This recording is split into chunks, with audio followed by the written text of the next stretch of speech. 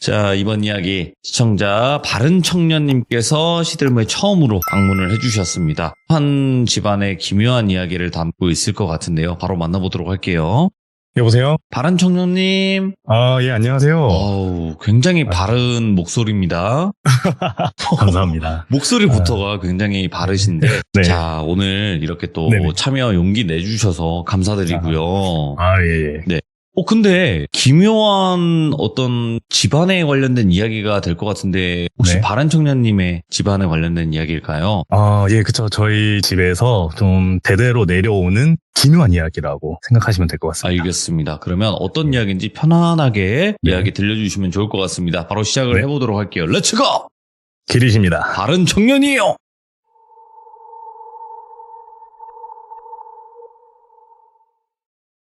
우선은 저희 외할아버지께서 이야기를 해주시는 거로 시작이 되는데, 저희 외할아버지께서는 작년에 돌아가셨고요. 아이고, 돌아가시기 전에 저희 할아버지께서 저한테 이야기를 되게 많이 해주셨어요. 6.25 전쟁 얘기도 많이 해주시고 메가더 장군 이런 얘기도 되게 많이 해주셨는데, 저희 외할아버지께서 사실 되게 가부장적이고 무뚝뚝하고 그런 남성의 표본이셨어요, 완전히. 그래서 저희 집안 가족들이 사실은 저희 외할아버지를 친하게 대하거나 그러지 못했어요. 근데 유일하게 저는 할아버지 뭐 옛날 얘기 해주세요. 그러기도 하고, 할아버지가 밤에 뉴스를 보고 있으면 전 일부러 또 나가서 할아버지랑 말동무 해드리고 이런 경우가 되게 많았거든요. 네.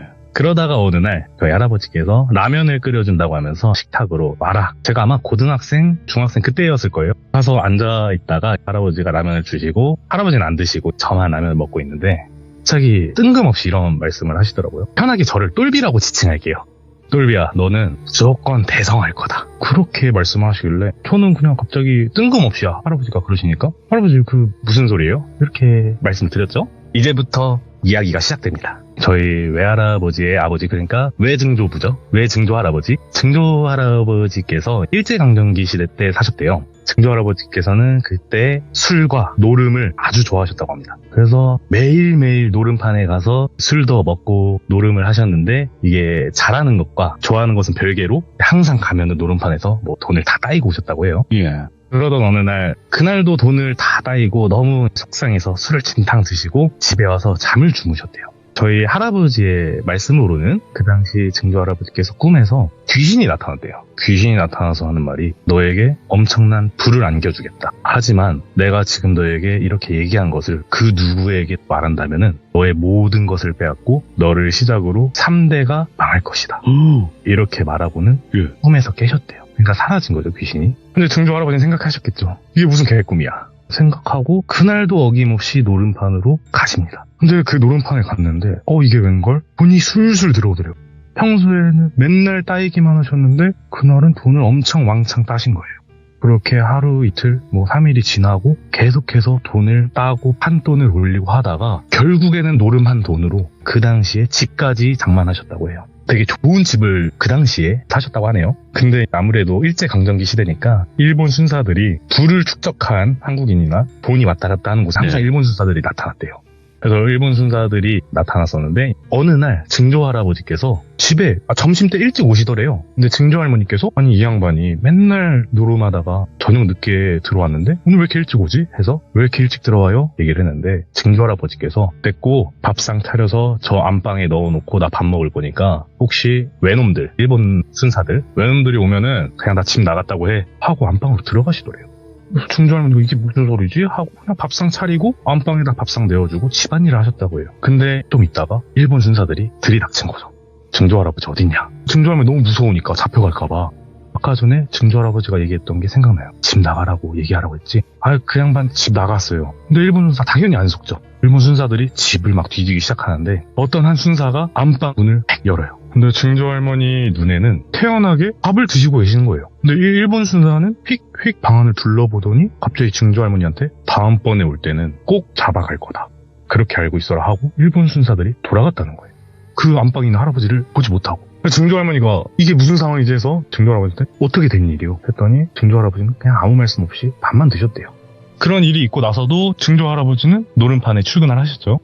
그러다가 어느 날 기분이 너무 좋아서 술을 진탕 드시고 집에 와서는 증조 할머니한테 이렇게 말씀하신 거예요. 여기 와서 앉아봐. 증조할머니가 얘기를 하는데 사실 자기가 꿈에서 귀신을 봤다. 근데 그 귀신이 나한테 막 돈을 주겠다고 하더라고. 그때부터 이렇게 잘 된 거야. 얘기를 하고 잠이 드신 거예요. 만취 상태에서. 이제 꿈을 꾸셨는데 그 똑같은 귀신이 나타나더래요. 그러고는 잔뜩 화가 난 얼굴로 너는 나와의 약속을 지키지 못했다. 이제부터 너의 모든 걸 빼앗을 거고 너를 시작으로 3대가 망하는 것을 지켜봐라. 얘기를 하고는 호련히 사라졌대요. 증조할아버지께서는 꿈에서 깨어나고 이건 또 무슨 개꿈이야 라는 생각을 가지고 그날도 노름판으로 가셨죠. 근데 이게 사람이 돈을 항상 따다가 잃으면은 복구해야지라는 생각에 계속 베팅을 더 하게 되잖아요. 증조할아버지께서는 그 당일에 모든 재산을 잃으셨대요. 계속 걸고 뭔가 잃은 거를 메꾸기 위해서 계속 하신 거예요. 그렇게 집문서까지 날리셨는데 더 황당한 건 그렇게 터덜터덜 집에 걸어가시는데 집에 불이 난 거예요. 왜 화재가 났는지 모르겠지만 그렇게 그냥 갑자기 집에 불이 나고 결국에는 집도 사라지고 돈도 다 없어지고 그렇게 돼서 집안의 가세는 무너지게 되고 그때 당시에 증조할아버지께서는 저기 북한 쪽에 이렇게 있으셨었대요. 새로운 시작을 하려고 저희 할아버지가 그때 당시 있었는데 배를 타고 같이 남한으로 그 당시에 내려와서 정착을 하시고 증조할아버지는 돌아가시게 되고 여기까지 증조할아버지 이야기가 끝나요. 이제부터는 할아버지와 그리고 할아버지 자식들 즉 저희 어머니, 큰삼촌과 작은삼촌, 이모 이렇게 네 분의 자식이 있는데 일단 저희 외할아버지께서는 해경 출신이었어요. 근데 사업을 하기 위해서 영어 실력이 되게 좋으셨거든요. 저희 외할아버지께서 외국인과 프리토킹이 가능할 정도로 그런 외국 관련된 사업을 하기 위해서 퇴직금을 모두 사업에 쏟았다가 결국 망하게 돼서 친척 집에 얹혀 살게 되는데 거기에 저희 온 가족들이 다 살게 돼요. 이유도 또 말씀드릴게요. 온 가족이 같이 살게 된 이유. 저희 할아버지도 사업이 망해버리고 이제는 다음 저희 어머니 세대 어떻게 보면 3대라고 할 수 있죠. 저희 증조할아버지가 1대 저희 외할아버지가 2대 그리고 저희 어머니 세대가 3대째인데 개인적인 집안 사정인데 뭐 우리 귀족 여러분께서 그냥 넘어가는 얘기로 들으셨으면 좋겠어요. 일단 저희 어머니께서는 뱃속에 제가 있을 때 저의 생부랑 결혼식을 올려야 하는데 저희 생부가 식날 당일날 도망을 쳤대요. 그리고 뭐 지금도 돈을 꿔달라 이런 식으로 계속해서 뭐 연락이 오는 그런 상황이고 또 저희 큰삼촌 같은 경우에는 되게 유명한 인서울대학교를 그 당시 나오고 그때 당시에 L땡 기업, 대기업이죠. 거기를 다닐 정도로 되게 공부도 잘하시고 하셨었는데 보증을 잘못 써서 집안의 빚이 어마어마하게 불게 됩니다. 실제로 그래서 저도 어렸을 때 집에 조폭들이 와가지고 깽판 치는 걸 한번 본 적이 있었는데 어렸을 때는 몰랐지만 지금 생각해보면 그때 뭐 깡패들이 와서 그랬던 것 같아요. 그리고 저희 작은 삼촌 같은 경우에도 사업을 하셨었는데 예전에 에쿠스를 타셨어요. 그 뒷좌석에 냉장고도 있는 그 정도로 되게 사업이 잘 나갔었는데 그것도 잠시고 결국에는 사업이 망해서 또 집안에 빚이 드러나고 저희 이모님께서는 결혼을 예전에 하셨었는데 아이도 있었어요. 근데 이혼을 하고 양육권도 뺏기게 되시고 새로운 이모부가 생기셨는데 이모부님께서 2년 뒤에 암으로 세상을 떠나세요. 결국에. 그 정도로 뭔가 집안에 잘 풀린 사람이 한 명도 없는 거예요. 그게 저희 외할아버지께서는 그 귀신의 저주였다. 그렇게 말씀을 하시면서 저한테는 항상 절대 도박에 손대지 말고 절대 술도 많이 마시면 안 된다. 그 저주로부터 해방된 아이니까 꼭 대성할 거다. 이렇게 말씀을 하셨었는데 사실 그때는 그냥 재미로만 들었던 거죠. 나 잘 되는 사람인가 보구나. 근데 그 이후로 뭐 지금 와서 생각해보면은 내가 진짜 좀 잘 풀릴 사람인가 라고 생각이 든 게 몇 가지 사건이 있었어요. 사실 제가 아주 어렸을 때 2살 배기, 3살 배기 겨우 이제 걸을 수 있을 때라고 했어요. 제가 주택 옥상에서 떨어지게 됩니다. 저희 할머니께서 그 당시 주택 친척집에 얹혀 살고 있었는데 빨래를 하려면 2층에 올라갔어야 됐어요. 근데 할머니가 빨래를 하고 계시니까 저는 그걸 따라가고 싶어서 혼자서 그 높은 계단을 네 발로 기어가다가 벽면이 유리로 된 그런 집이었대요. 근데 거기서 유리가 반짝반짝하니까 제가 까르륵 거리면서 쾅쾅 치다가 한 4층 높이 아파트? 그러니까 그 달동네여서 경사가 가파른 곳이어서 2층짜리 옥상이라고 하더라도 그 아래는 더 높았던 거죠. 거기로 와장창 하면서 제가 떨어졌는데 정말 말도 안 되게 그 자리에 폐 소파가 있었고 버리는 소파 그리고 뭐 바게스 제가 퉁퉁하고 떨어지던 혼자 거기서 울면서 그냥 이마에 피만 조금 흘리는 상태로 살았다고 해요. 그래서 가족들은 아 다행이다 정말 다행이다 이러면서 어떻게 거기서 떨어졌는데 죽지 않고 살 수가 있을까 신기하다라는 지금도 간간히 말씀을 하시고 두 번째로는 솔직히 끼워 맞추길 수 있으나 저는 그렇게 생각하고 싶어서 말씀을 드리는 건데 제가 고등학생 때 전교회장 선거를 나가게 돼요. 근데 기호 제가 1번이었고 상대편은 기호가 2번이었는데 그 친구가 되게 잘생기고 학생들한테 인맥도 엄청 많고 진짜 여러 가지로 모든 부분이 저보다 되게 월등하다고 생각한 그런 친구였어요. 사실 다른 친구들도 야 돌비야 너 선거 나간 것만으로도 추억이라고 생각해라라고 할 정도로 당연히 내가 아니고 그 친구가 되겠다 이런 생각을 하고 있었는데 선거 당일날 집에서 교복을 입고 중앙관을 나왔는데 문 앞에 뽀글머리를 하시고 새하얀 소복에 그리고 새하얀 고무신을 신은 할머니께서 저를 이렇게 인자한 웃음으로 쳐다보고 계시는 거예요. 근데 제가 처음에 그 할머니 뵙고 좀 약간 인간이 맞나? 그러니까 부정적인 인간이 아니라 이게 되게 뭔가 사람이 이런 기운을 낼 수 있나? 되게 긍정적인 부분으로 생각이 들더라고요. 그냥 지나치게 민망하니까 할머니 안녕하세요 그리고 인사를 드렸는데 갑자기 저한테 대통령이 될 상이야 갑자기. 어이구야, 예. 네 할머니? 그랬더니 대통령이 될 것 같다고. 얼마나 기분이 좋아요. 하필 선거 날에 그런 말을 들으니까. 그래서 아유 할머니 감사합니다 하고 저 셔틀 타러 가볼게요 하고 학교로 왔죠. 예. 선거를 1, 2, 3학년이 다 강당에서 차례대로 하는데 제 친구가 선거위원이었어요. 그래서 네. 대표함을 열면은 제가 그 친구를 통해서 바로 소식을 알 수 있었죠. 저도 되게 초조하게 반에서 기다리고 있는데 그 친구가 갑자기 앞문을 드르륵 하고 열더니 야 똘비야 됐다 너 회장 됐어. 엄청 기뻤죠. 제 친구들도 엄청 좋아해주고. 근데 한 가지 탁 떠오르는 게 야 몇 표 차이로 내가 이겼어? 그랬더니 표 차이가 많이 났는데 몇 표 차이인지 모르겠고 너가 총 1004표를 받았어. 그래서 이게 끼워 맞추기예요 사실은. 뭔가 1004라는 그런 숫자를 들으니까 갑자기 그 할머니가 팍 떠오르는 거예요. 예. 그 할머니가 천사셨나? 아니면 뭐 삼신할머니라도 되시나? 그런 기억들이 새록새록 떠오르면서 사주나 또는 신점 이런 걸 가도 그런 사주 신점 봐주는 분들께서 저한테는 뭐 운칠기삼의 기운이 타고났다. 뭐 따로 흠잡을 게 없다. 이렇게 그대로 살면 된다. 이런 안 좋은 소리도 안 하시고 그렇기 때문에 저는 3대 어떻게 보면 저주, 귀신의 저주에서 벗어나서 실제로 뭐 대성까지는 아니더라도 평범한 삶을 살 수 있는 그런 운명이 되지 않을까 싶은 집안의 기묘한 이야기를 한번 풀어봤습니다. 이야, 아니 진짜 나중에 뭐라도 되시는 거 아닙니까? 평범하게 살면 다행이죠. 진짜 이렇게 네. 이 방송을 했고 요거를 남겨놨는데 나중에 네. 진짜 뭔가가 되셨다. 아, 그러면 진짜 대박인 거예요. 그거는 무조건 그때도 되셔야 된다는 네. 거예요. 아시겠죠? 예, 꼭 그때 대성에서 찾아보겠습니다. 꼭 네. 그 저희 방송에서도 멋진 대통령이 하나 나오게. 다른 청년님 뭔가 네. 느낌이 정말 바르다라는 생각이 들었는데 또 이런 이야기 들려주셔서 감사드립니다. 고맙습니다. 아닙니다. 감사합니다. 네. 네. 자, 이번 이야기는 시청자 바른 청년님께서 찾아와 주셨습니다. 오늘 이야기는 아마도 섬뜩한 군대 괴담이 될 것 같은데 바로 만나보도록 할게요. 여보세요? 바른 청년님. 예, 안녕하세요. 네, 반갑습니다. 예, 안녕하세요. 네. 자, 오늘 바른 청년님께서 또 시간을 내주셨고 오늘 찾아와 주셔서 감사드립니다. 아유, 불러주셔서 감사합니다. 네. 자, 오늘 해주실 이야기가 군대 괴담이 될 것 같아요. 입대를 해야 될 것 같아요. 예, 맞죠. 네. 아주 간단하게만 소개해 주시면 어떤 이야기인지. 좀 간략하게 말씀을 드리자면 이제 제가 해병대를 나왔는데 예. 해병대 훈련소, 그러니까 즉 해병대 훈련소를 교육대라고 하거든요. 네. 그 교육대에서 귀신들의 훈련병과 그것을 지켜보던 훈련병, 그리고 훈련교관, 소대장님 네. 시점에서 보는 좀 약간 기이한 이야기라고 말씀을 드릴 수 있을 것 같습니다. 야, 해병대 네. 주변에도 갔다 온 사람들이 네. 있기도 하지만 네네. 만나면 그러잖아요. 몇 끼야. 그렇죠. 기수가 굉장히 중요한 네, 해병대 이야기 바로 출발을 해보도록 하겠습니다. 렛츠고! 기리십니다. 바른 청년이에요.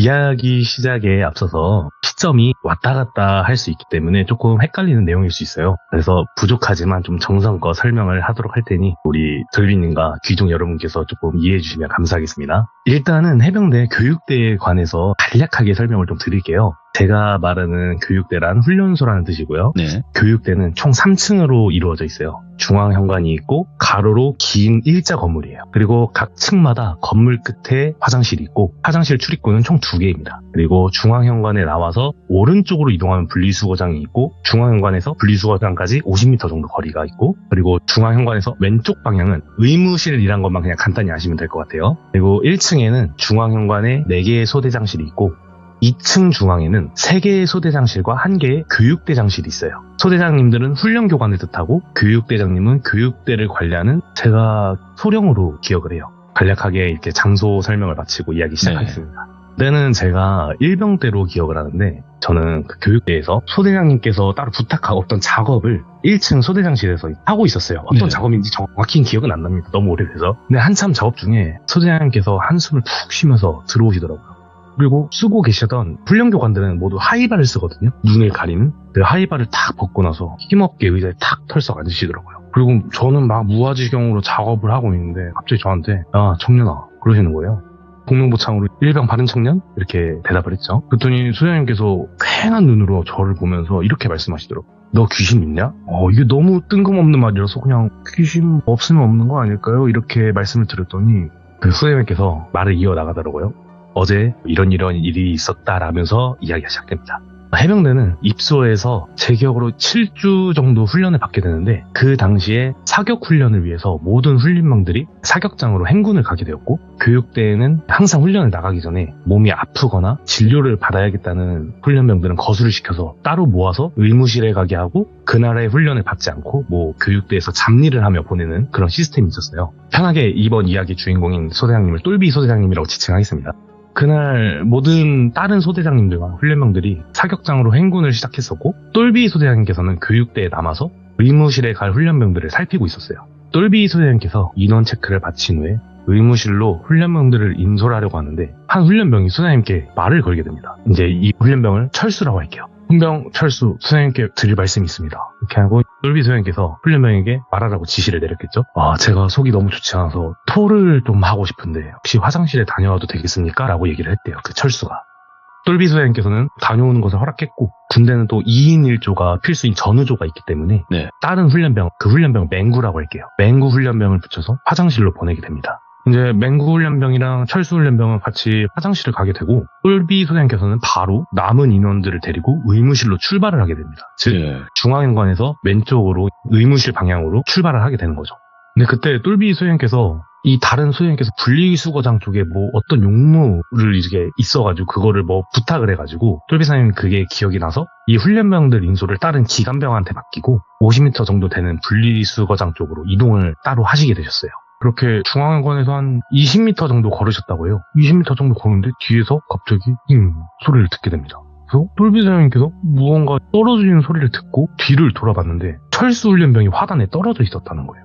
그래서 똘비 소장님 이게 무슨 상황인지 인지할 시간조차 없이 철수 훈련병을 업고 의무실로 달려왔다고 합니다. 근데 의무실에 도착해서 막 의무관들이 철수 훈련병 상태를 보는데 그냥 가벼운 철가상 이외엔 다행히도 그 2층 높이가 그렇게 높지 않았어요. 그래서 가벼운 철가상 이외에는 다른 부상은 없었는데 약간 이 철수훈련병 상태가 좀 이상했다고 해요.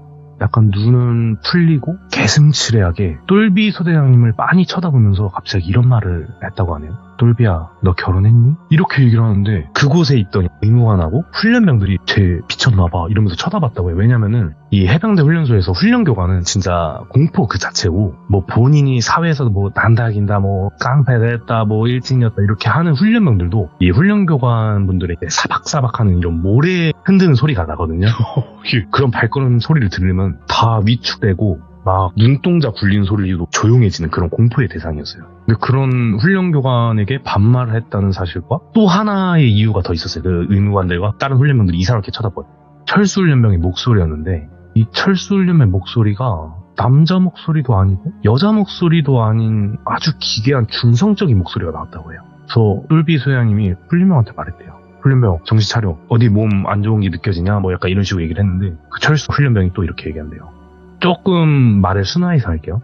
똘비야, 너 나랑 한번 할래? 내가 잘할게. 너 나랑 하고 싶잖아.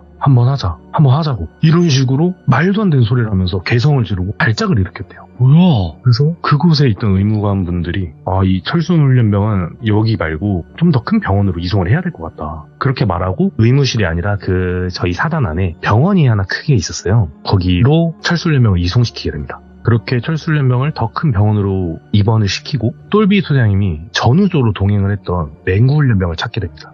맹구훈련병을 찾아서 이렇게 얘기를 하죠. 맹구훈련병, 너 왜 철수훈련병 혼자 교육대를 드나들도록 냅둔 거야? 라고 호통을 쳤는데 맹구훈련병이 아주 억울한 듯이 이야기를 했다고 합니다. 이제부터는 맹구훈련병의 시점에서 이야기를 할게요. 이 맹구훈련병은 철수훈련병을 부축하면서 복도 끝에 있는 화장실에 갔다고 해요. 화장실은 앞서 말씀드렸다시피 출입구는 총 2개가 있었고 2개 모두 한 화장실로 이어져 있었어요.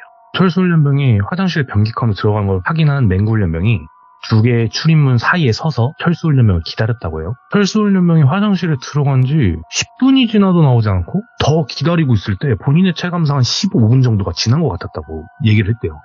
그래서 맹구훈련병은 철수훈련병이 들어가 변기칸에 야 철수야 너무 늦으면 소대장한테 혼날 것 같아 빨리 나와. 근데 화장실에 대답이 없었다고요.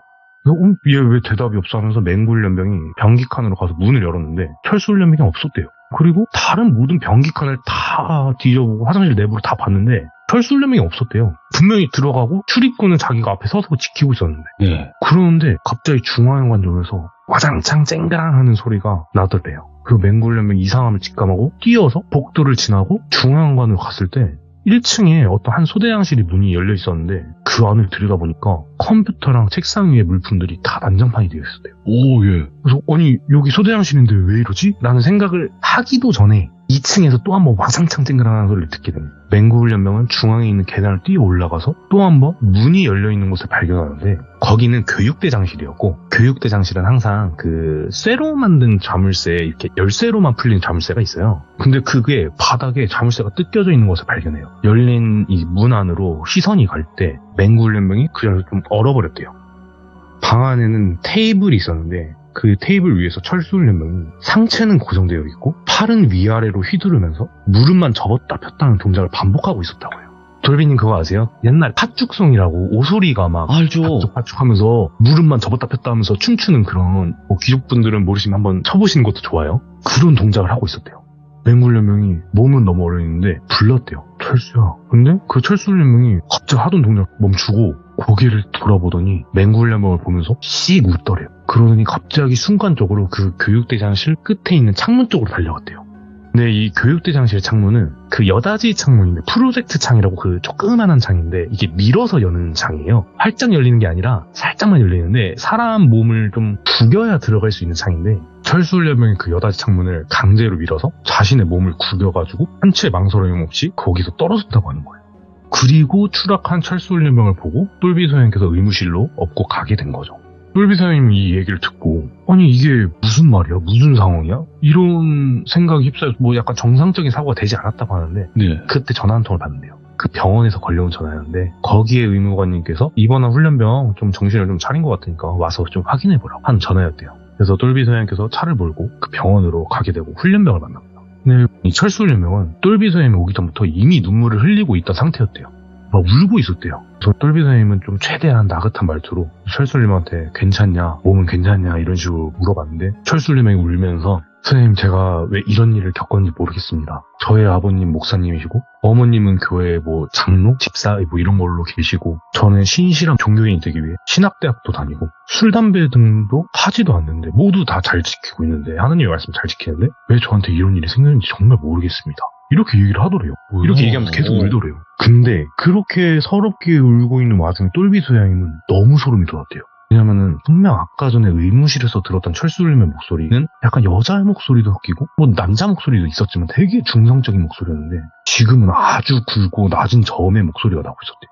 똘비 소장님이 막 온몸에 소름이 돋았는데 그래도 훈련병 앞에서 위축되는 모습을 보일 수는 없잖아요. 그래서 뭐 격려를 해주고 몸이 다 나오면 교육대를 복귀해서 휴식을 취하자라는 말을 하고 병원에서 나왔다고 합니다. 이렇게 소장님의 이야기가 끝이 났어요, 사실은. 이렇게 나고 제가 말했죠. 선생님 근데 제가 듣기에는 좀 약간 의가사전혀 이런 거 하려고 정신병 있는 척 하는 거 아닙니까? 그런 사람도 있으니까. 네, 그죠? 이렇게 웃으면서 얘기했어요. 이거 좀 말이 안 되는 것 같아요. 그랬더니 똘비 선생님께서 갑자기 한숨을 푹 쉬시더니 저한테 이런 얘기를 하더라고요. 야, 청년아, 너 이 얘기 들으면서 이상한 거 못 느꼈어? 그래서 제가 대답했죠. 처음부터 끝까지 이상하다. 처음부터 끝까지 이상한 이야기인데 뭐 여기서 더 이상한 게 있습니까? 그랬더니 소장님께서 아니, 그게 아니라 잘 생각해보라고. 맹구훈련병이 철수훈련병을 기다리는 게 화장실에서 한 15분 정도를 기다렸다고 하는데 1층 소대장실이 박살나고 2층 교육대장실이 박살나는 광경을 목격했다고 하는데 나는 걔네들이 화장실로 출발하고 바로 분리수거장으로 이동하는 중이었어. 근데 그게 1분치 안 돼. 그러니까 저는 처음에 이 말을 듣고 이해하는데 한참이 걸렸어요. 이게 무슨 소리지? 그러니까 귀족분들은 이해가 되실지 잘 모르겠는데 맹구훈련병이 겪은 철수훈련병이 사라지고 교육대를 쑥대밭으로 만든 시간은 얼추 15분 정도로 느꼈는데 예. 소대장님께서는 이 훈련병들을 화장실로 보내고 분리수거장 쪽으로 이동한 시간은 1분에서 2분이 채 안 되는 시간이었다는 거예요. 저는 이 말이 그 당시에는 이해가 안 됐고 이게 무슨 소리지 싶었는데 곧이어 똘비 소장님께서 하나를 더 말씀하시는 거예요. 그리고 교육대장실에 걸려있는 자물쇠 그거 쇠로 만든 거야. 열쇠로만 풀리는 거. 절대 사람의 힘으로 뜯어낼 수 없는 그 자물쇠. 내가 가서 확인해보니까 경첩은 그대로 잘 달려있는데 자물쇠만 두 동강으로 분리가 되어 있더라. 너 이게 말이 된다 생각하냐? 이렇게 말씀하시고 저를 쳐다보는데 서대장님께서 약간 본인도 그 본 그대로 말씀을 하고 계시지만 이상을 믿지 못하겠다는 표정을 하고 계시더라고요. 와, 예. 그리고 곧이어서 곧바로 사무실 밖에서 한 훈련병이 괴성을 지르기 시작해요. 그리고는 똘비 소장님께서 벗었던 하이바 다시 푹 눌러 쓰시며 말씀하십니다. 쟤 또 귀신 들린 것 같다. 하고는 사무실 밖으로 나가셨고 예. 저는 그런 소장님 뒤를 그냥 쳐다보면서 이 정리가 안 되는 이 머릿속의 이야기들을 다시 생각하게 되면서 소장님께서 계속 시키신 작업을 계속하면서 이야기는 마무리가 돼요. 결국에는 이렇다 할 결말은 없지만 나중에 알아본 결과 그 훈련병은 7주간 훈련을 마치고 결국에는 섬 쪽으로 발령을 받았다고만 얘기를 듣고 섬, 아이고야. 예. 그렇게 이야기 끝나는데 저는 그 당시에 이 생각을 했어요. 귀신이 들려서 진짜 초인적인 힘을 발휘해서 막 사사삭 돌아다니면서 거기를 다 헤집어 놓은 건가? 이렇게 생각을 했었는데 지금 와서 다시 생각을 해보니까 귀족분들 얘기를 듣다 보면은 귀신에 홀리면 시간 개념이 좀 사라지는 걸 느꼈어요. 제가 그 분들의 맞죠. 이야기 네. 속에서. 그러니까 제 생각에는 철수훈련병한테 이미 귀신이 붙은 거고 맹구훈련병도 같이 홀려서 그 잠깐의 시간이 뭐 10분 15분 이렇게 느껴졌던 거 아닐까 이런 생각이 들더라고요. 이야, 섬뜩하네, 이거. 예, 이런 썰이 있었습니다. 그러면, 네. 파란 청년님, 뭐 짧은 이야기가 또 있을까요? 제가 어렸을 때 겪은 이야기를 하나 해드릴게요. 어렸을 때 제가 중학교 3학년 때로 기억을 해요. 제가 어렸을 때 되게 사교육이 엄청 붐이었어요. 밤 11시까지도 학원에서도 야자를 하고 학교에서 야자를 하고 약간 이런 식으로 되게 그게 사교육 열풍이 있었던 시기였는데 이 이야기에서 저랑 똘비라는 친구가 주인공이 됩니다. 저는 정말 친한 친구가 총 3명이 있는데 네. 저까지 4명이서 같은 학원을 다녔어요. 학원이 밤 11시에 끝났었고 이야기에서 저는 맨 왼쪽에 섰고 똘비라는 친구는 맨 오른쪽에 섰고 가운데 2명의 친구가 걷고 있었어요. 그냥 이제 저희는 또 지나가는 낙엽만 봐도 까르륵거리는 그런 어린 나이였었고 막 이런저런 얘기를 하면서 길을 걷고 있었는데 저 앞에 검은 색깔 차량이 하나 보이는 거예요. 근데 차가 되게 많았는데 유독 저는 그 검은색 차량 하나만 신경이 쓰이더라고요. 저 차 왜 이렇게 신경이 쓰일까? 이렇게 생각은 했지만 솔직히 뭐 별거 아닌 거잖아요. 그래서 친구들이랑 막 이런저런 얘기하면서 힐끗힐끗 그 차만 보면서 가고 있었어요.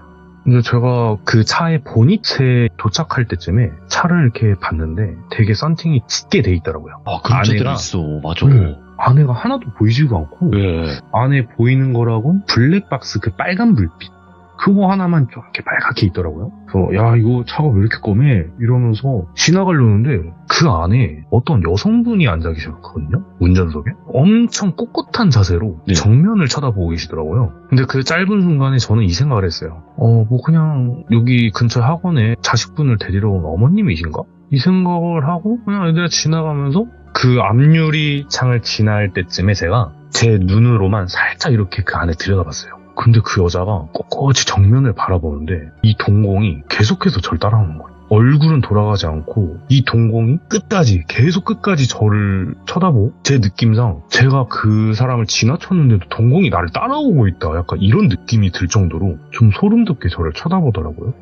몸이 얼었는데 애들은 계속 길을 걷고 있으니까 저도 따라 걸었어요. 걷다가 이게 이 차가 보이지 않게 커브를 돌았거든요, 저희가. 커브를 딱 돌고 제가 안심이 돼서 애들한테 장난치면서 얘기했어요. 야, 내가 방금 이상한 경험을 했다. 그래서 뭐 그랬더니 아니 저기 차 한 대가 있었는데 운전석에 어떤 여자가 하얀색 옷을 입고 있는 여자가 그냥 다 꼿꼿하게 앉아있는데 내가 지나가니까 그냥 동공만 움직여서 나를 쳐다보고 있었어 라고 하면서 그냥 우스갯소리로 얘기를 했어요. 근데 갑자기 여기서 똘비 친구가 이런 얘기를 해요. 야, 무슨 말 하는 거야? 그 여자 나랑 눈 마주치고 있었어. 라고 얘기를 하는데 여기서 제가 너무 놀랬던 거는 똘비라는 친구가 정말 쫄보예요. 아직까지도 무서운 이야기, 공포영화 이런 거 절대 보지를 못해요. 근데 그 순간에 그걸 저희도 다 알고 있었거든요. 그 똘비 친구가 엄청나게 쫄보란 걸. 그 친구 갑자기 되게 정색하면서 무슨 소리야? 그 여자 나랑 눈 마주치고 있었어. 라고 이야기를 딱 꺼내는데 정적이랬죠. 친구들이 다 한순간에. 막 그러면은 한번 확인하러 갈래? 라고 얘기를 했는데 그 당시에 너무 무섭더라고요. 친구들하고 제가 확인은 하고 싶지만 가면은 이게 사람이어도 문제고 사실 그 사람인데 안에 들여다보는 것도 문제고 귀신이어도 문제인 것 같아서 그 당시엔 저희끼리 그건 안 되겠다. 우리 그냥 집 가자 하면서 갔는데 뭐 그 당시에는 사람이라고 생각을 했어요. 사람이겠지. 기다리는 사람이겠지라고 생각을 했는데 이제 와서 그 똘비 친구랑 그때 얘기를 해보면은 뭔가 기억이 희미해져서 그럴 수도 있겠지만 뭔가 사람 같지는 않았다. 우리 둘이 본 게. 아니 봤다면은 가운데 있는 애들도 보지 않았을까? 근데 왜 우리 둘만 본 거야? 라고 하면서 그냥 그날의 기억을 떠올리면 좀 약간 소름 돋는 그런 짧은 썰이었습니다. 야, 그럼 청년님이랑 그 네. 친구분만 네. 목격을 하시고 나머지는 네. 목격을 못했는데 청년님은 나를 바라보고 있었다 그랬고 네. 그분은 아니야 날 보고 있었어 이렇게 네. 하니까 더 또 섬뜩한 거예요. 분명히 저랑 눈을 마주치고 있었는데 똘비 친구는 나랑 눈 마주치고 있었다. 무슨 소리 하는 거냐고 이렇게 얘기를 하니까 조금 무섭더라고요. 오늘 그래도 네. 이야기를 이렇게 잘 들려주셔서 너무너무 아. 감사드리는데 청년님께서는 말씀을 네. 굉장히 잘하시고 또 목소리도 좋으신 편이니까 앞으로 또 네. 이야기가 있으시면 꼭 아. 들려만 주신다면요 저희가 네네네. 감사한 마음으로 꼭 듣도록 하겠습니다. 감사합니다. 예, 감사합니다. 네. 네. 자, 이번 이야기는 시청자 바른 청년님께서 찾아와 주셨습니다. 바로 바청님의 이야기 빠르게 만나보도록 하겠습니다. 여보세요? 바르네요, 진짜로. 진짜 바라. 감사합니다. 목소리부터가 정말 바릅니다. 예. 네. 안녕하세요, 들미님. 오랜만에 뵙는 것 같아요. 예, 맞습니다. 예. 자, 오늘 바로 들려주실 내용이 분명히 있으실 것 같은데 네. 주제가 어떻게 될까요? 주제는 크게 나눴을 때 현실 공포 2개와 귀신 이야기 이렇게 해서 짧게 3개를 준비를 했거든요. 또 많은 분들이 사랑을 하실 것 같은데 자, 그러면 바로 출발을 해보도록 하겠습니다. 렛츠고! 기르십니다. 바른 청년이죠.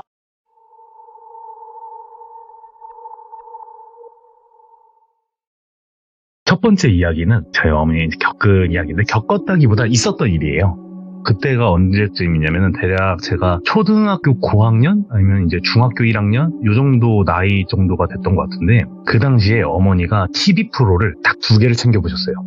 하나는 개그 콘서트고 하나는 추적 60분인가? 추적 25인가? 막 이렇게 뜬뜬뜬뜬 60분이에요. 그거예요. 추적 25분 했으면 좀 싫어했을 것 같긴 하네요. 예. 그런 프로가 있었어요. 그 프로가 어떤 프로였냐면은 범죄자들 사건을 재구성해서 재현을 해가지고 보여주는 건데 어느 날 한 사건에 대한 사건을 재연출해서 이야기를 들려주는 그 사건이 진행이 됐는데 그때 MC분께서 마지막에 몽타주를 보여주시면서 이 사람을 찾습니다. 신장은 몇 cm고 대략적으로 뭐 나이는 몇 살일 것이고 이런 추정을 해서 이야기를 끝나면서 제보를 부탁한다는 말을 하고 끝나는 그런 프로였는데 그때 재밌게 보다가 갑자기 어머니께서 저한테 바른아 엄마가 저 사람을 어디서 본 것 같아 이렇게 말씀하시는 거예요. 저는 또 어리고 엄마가 이런 말을 어디서 받겠어? 이런 마음에 엄마가 저 사람을 볼 일이 뭐가 있어요? 약간 이런 식으로 얘기를 했던 것 같아요.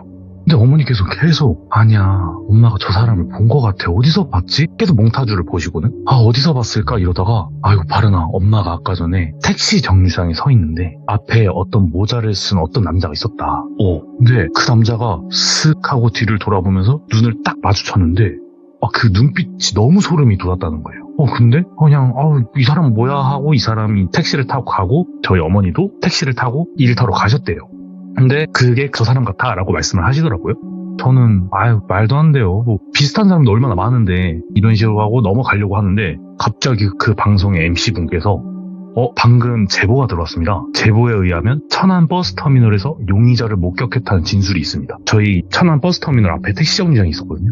천안에 계시는 시민 여러분의 제보를 기다리고 있습니다. 이렇게 말씀을 하시니까 저랑 엄마는 거기서 쫙 소름이 돋으면서 얼어버린 거죠. 이게 첫 번째 간단한 이야기였습니다. 실제로 만난 게 맞네. 네, 어머니께서 실제로 이제 뭔가 느낌이 너무 안 좋았다 했는데 천안 그 버스터미널에서 봤다 이런 제보가 들어왔던 거죠. 우리가 살면서 연예인이나 유명한 사람들 보기도 힘들지만 네. 그런 사나 보기도 힘들잖아. 사를 예. 야, 그 다음에 또 어떤 이야기가 있을까요?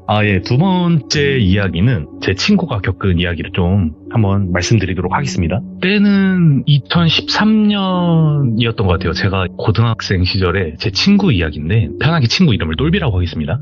제가 고등학생 때는 야간 자율학습이 거의 모든 학생이 강제로 시행되던 시기였어요. 뺄 수가 없었어요. 야자가 끝나면은 밤 한 10시, 10시 반 정도 됐었고 똘비랑 저는 항상 집까지 같이 걸어갔었어요. 학교에서 똘비랑 제가 사는 동네까지는 걸어서 한 1시간 정도 걸리는 거리였고 편하게 버스를 타도 되긴 했지만 저희는 좀 약간 시시콜콜한 이야기를 나누면서 걸어가는 게 좋아서 항상 걸어 다녔었어요. 어느 때처럼 똘비는 야자가 끝나고 저한테 집을 같이 가자라고 했는데 제가 그 당시에 학생회장 그런 걸 하고 있어서 학생회 일 때문에 같이 못 간다 미안하다 오늘은 너 혼자 가야 된다 그렇게 얘기를 하고 똘비는 혼자 집으로 향하게 된 거죠. 제가 사는 곳이 천안인데 똘비랑 저희 집이 동네가 천안에 있는 신부동이라는 곳이었어요. 네, 저희가 집을 가는 루트가 학교는 두정동이었는데 성정동이라는 곳이 있어요. 이 이야기 주요 동네가. 성정동에는 축구센터라는 엄청 큰 축구장이 있어요. 근데 이 성정동과 신부동 경계에 기찻길이 있고 이 성정동 축구센터에서 신부동으로 이어지는 긴 고가다리가 있었어요. 그래서 똘비는 천천히 걸어가면서 이제 이어폰을 끼고 음악을 들으면서 걸어가고 있었죠. 그렇게 걸어서 성정동 축구센터에 도착을 하고 신부동으로 넘어가기 위해서 고가 다리를 오르기 시작했어요. 다리를 쭉 오른 다음에 내리막길이 있겠죠. 그러면 이제 내리막길을 쭉 걸어가지고 평지가 딱 나올 때쯤에 바로 앞 길가에 이 전동휠처에 앉아있는 아주머니를 발견하게 된 거예요. 그래서 똘비는 처음에는 왜 길가에 저렇게 덩그러니 앉아 계시지? 라고 생각만 하고 그냥 난 집 가야겠다 하고 발걸음을 다 옮기려고 하는데 그 아주머니께서 똘비한테 말을 걸더랍니다. 학생, 그래가지고 당시에는 노이즈 캔슬링이라는 효과도 없고 줄 이어폰이라서 본인을 부르는 목소리에 딱 소리가 들려서 즉각적으로 대답을 했대요. 저 부르셨어요? 그랬더니 그 아주머니께서 똘비한테 얘기했대요. 아이고 이 전동 휠체어가 고장이 나서 움직이질 않아. 학생이 조금만 밀어주면 안 될까? 이렇게 얘기를 했대요. 똘비는 아무 생각 없이 그냥 공경에 처한 아주머니를 도와드려야겠다 싶어서 이어폰을 귀에서 빼고 휠체어로 다가갔대요. 아주머니 어디까지 밀어드리면 될까요? 이렇게 얘기를 했는데 아주머니가 좀 고민을 하시더니 그러면은 저기 지금 내려온 다리 옆에 길가가 하나 뚫려 있었거든요. 그 길가로 좀 밀어줘 그러더래요. 근데 여기서 다리 옆에 길가는 그 성정동이랑 신부동 이어주는 고가다리 옆에 길가가 쓱 있었는데 거기에 폐공장이 있고 가로등도 하나도 없는 차도였어요. 근데 똘비가 거기 껌껌한 돌을 보면서 무서웠대요. 엄청 너무 무서웠는데 이미 휠체어 손잡이를 잡고 있고 뭔가 이 공경에 처한 어르신을 그냥 두고 가기는 찝찝하고 그런 생각이 들어서 알겠습니다 하고 그렇게 조금 천천히 휠체어를 밀어주면서 어두운 길가로 딱 들어서는데 안 되겠더래요. 이 어두운 곳을 나는 갈 수 없겠다 이런 생각이 들어서 아주머니 근데 어디까지 가야 하시는데요? 이렇게 말했더니 아주머니께서 조금만 더 밀어줘. 그냥 목적지는 말 안 하고 조금만 더 밀어줘 이러시길래 너무 무서워서 아주머니 근데 저 집에 부모님께서 시간이 늦어서 많이 걱정하시는데 얼른 들어가 봐야 해서 어디까지 가시는지 정확히 말씀해 주시면은 제가 얼른 모셔다 드릴게요 이렇게 얘기를 했대요. 근데 아주머니가 딱 대답을 했대요. 그러면은 저기 저 차 앞까지만 가줘. 아주머니 손가락이 딱 가리키는 곳에 봉고차 한 대가 딱 서 있더래요. 예. 근데 순간 딱 똘비 머릿속에 한 가지 생각이 딱 스쳐가는 거예요. 이 어두운 곳에 사람 사는 곳도 없고 폐공장만 있는데 왜 저게 봉고차 한 대만 덩그러니 있지? 이 생각이 딱 드는 순간 똘비가 그냥 전력 질주로 뒤도 안 돌아보고 달리기 시작한 거예요. 뒤로. 근데 이 친구가 그냥 집으로 바로 갔으면 됐는데 너무 정신이 없으니까 본인이 왔던 길을 다시 돌아간 거예요. 그러니까 고가다리 위로 올라간 거 자신이 내려온 고가다리 위로 쭉 올라간 거예요. 이렇게 높은 경사의 고가다리를 전속력으로 뛰다 보니까 점점 생각이 진정이 되는 거예요, 마음이. 내가 혹시나 정말 공경에 처한 다리가 편찮으신 어르신을 그렇게 어두운 곳에 내팽겨치고 도망가는 게 맞나? 이런 생각이 들어서 천천히 고가다리 난간으로 거기를 쓱 내밀었대요. 그런데 전동 휠체어에 타고 있던 아주머니가 멀쩡히 일어나서 심지어 휠체어를 접어서 봉고차 뒤에 싣고 조수석 문을 딱 열면서 위를 쳐다보거든 똘비를 보면서 씩 웃더래요. 그러고 조수석에 타고 봉고차가 시동이 켜지더니 출발을 했대요. 그래서 똘비는 그 자리에서 찰떡 주저앉고 부모님께 전화해서 경찰 불러달라고, 지금 나 좀 빨리 데리러 와달라고 하면서 그렇게 집으로 가게 됐다고 해요. 이 일이 있고 다음날에 수업이 있으니까 학교를 가는데 저는 항상 똘비보다 학교에 일찍 도착했었고 그날도 어김없이 친구들과 수다를 떨고 있었죠, 학교에서. 근데 시간이 지나고 아침 조회가 시작하기 전에 똘비가 뒷문을 팍 열면서 저한테 갑자기 소리 지르면서 얘기하는 거예요. 야, 나 진짜 어제 이런 일이 있었어 라고 하면서 방금까지 제가 얘기한 거를 쭉 푼 거죠. 네. 그러니까 저랑 제 친구들은 웃으면서 똘비 놀린 거죠. 너 뭐 남자 맞냐, 뭐 떼라, 너 아주머니 진짜 막 편찮으신 분이면 어떡할래, 너가 놓고 왔잖아, 막 약간 이런 식으로 놀린 거죠.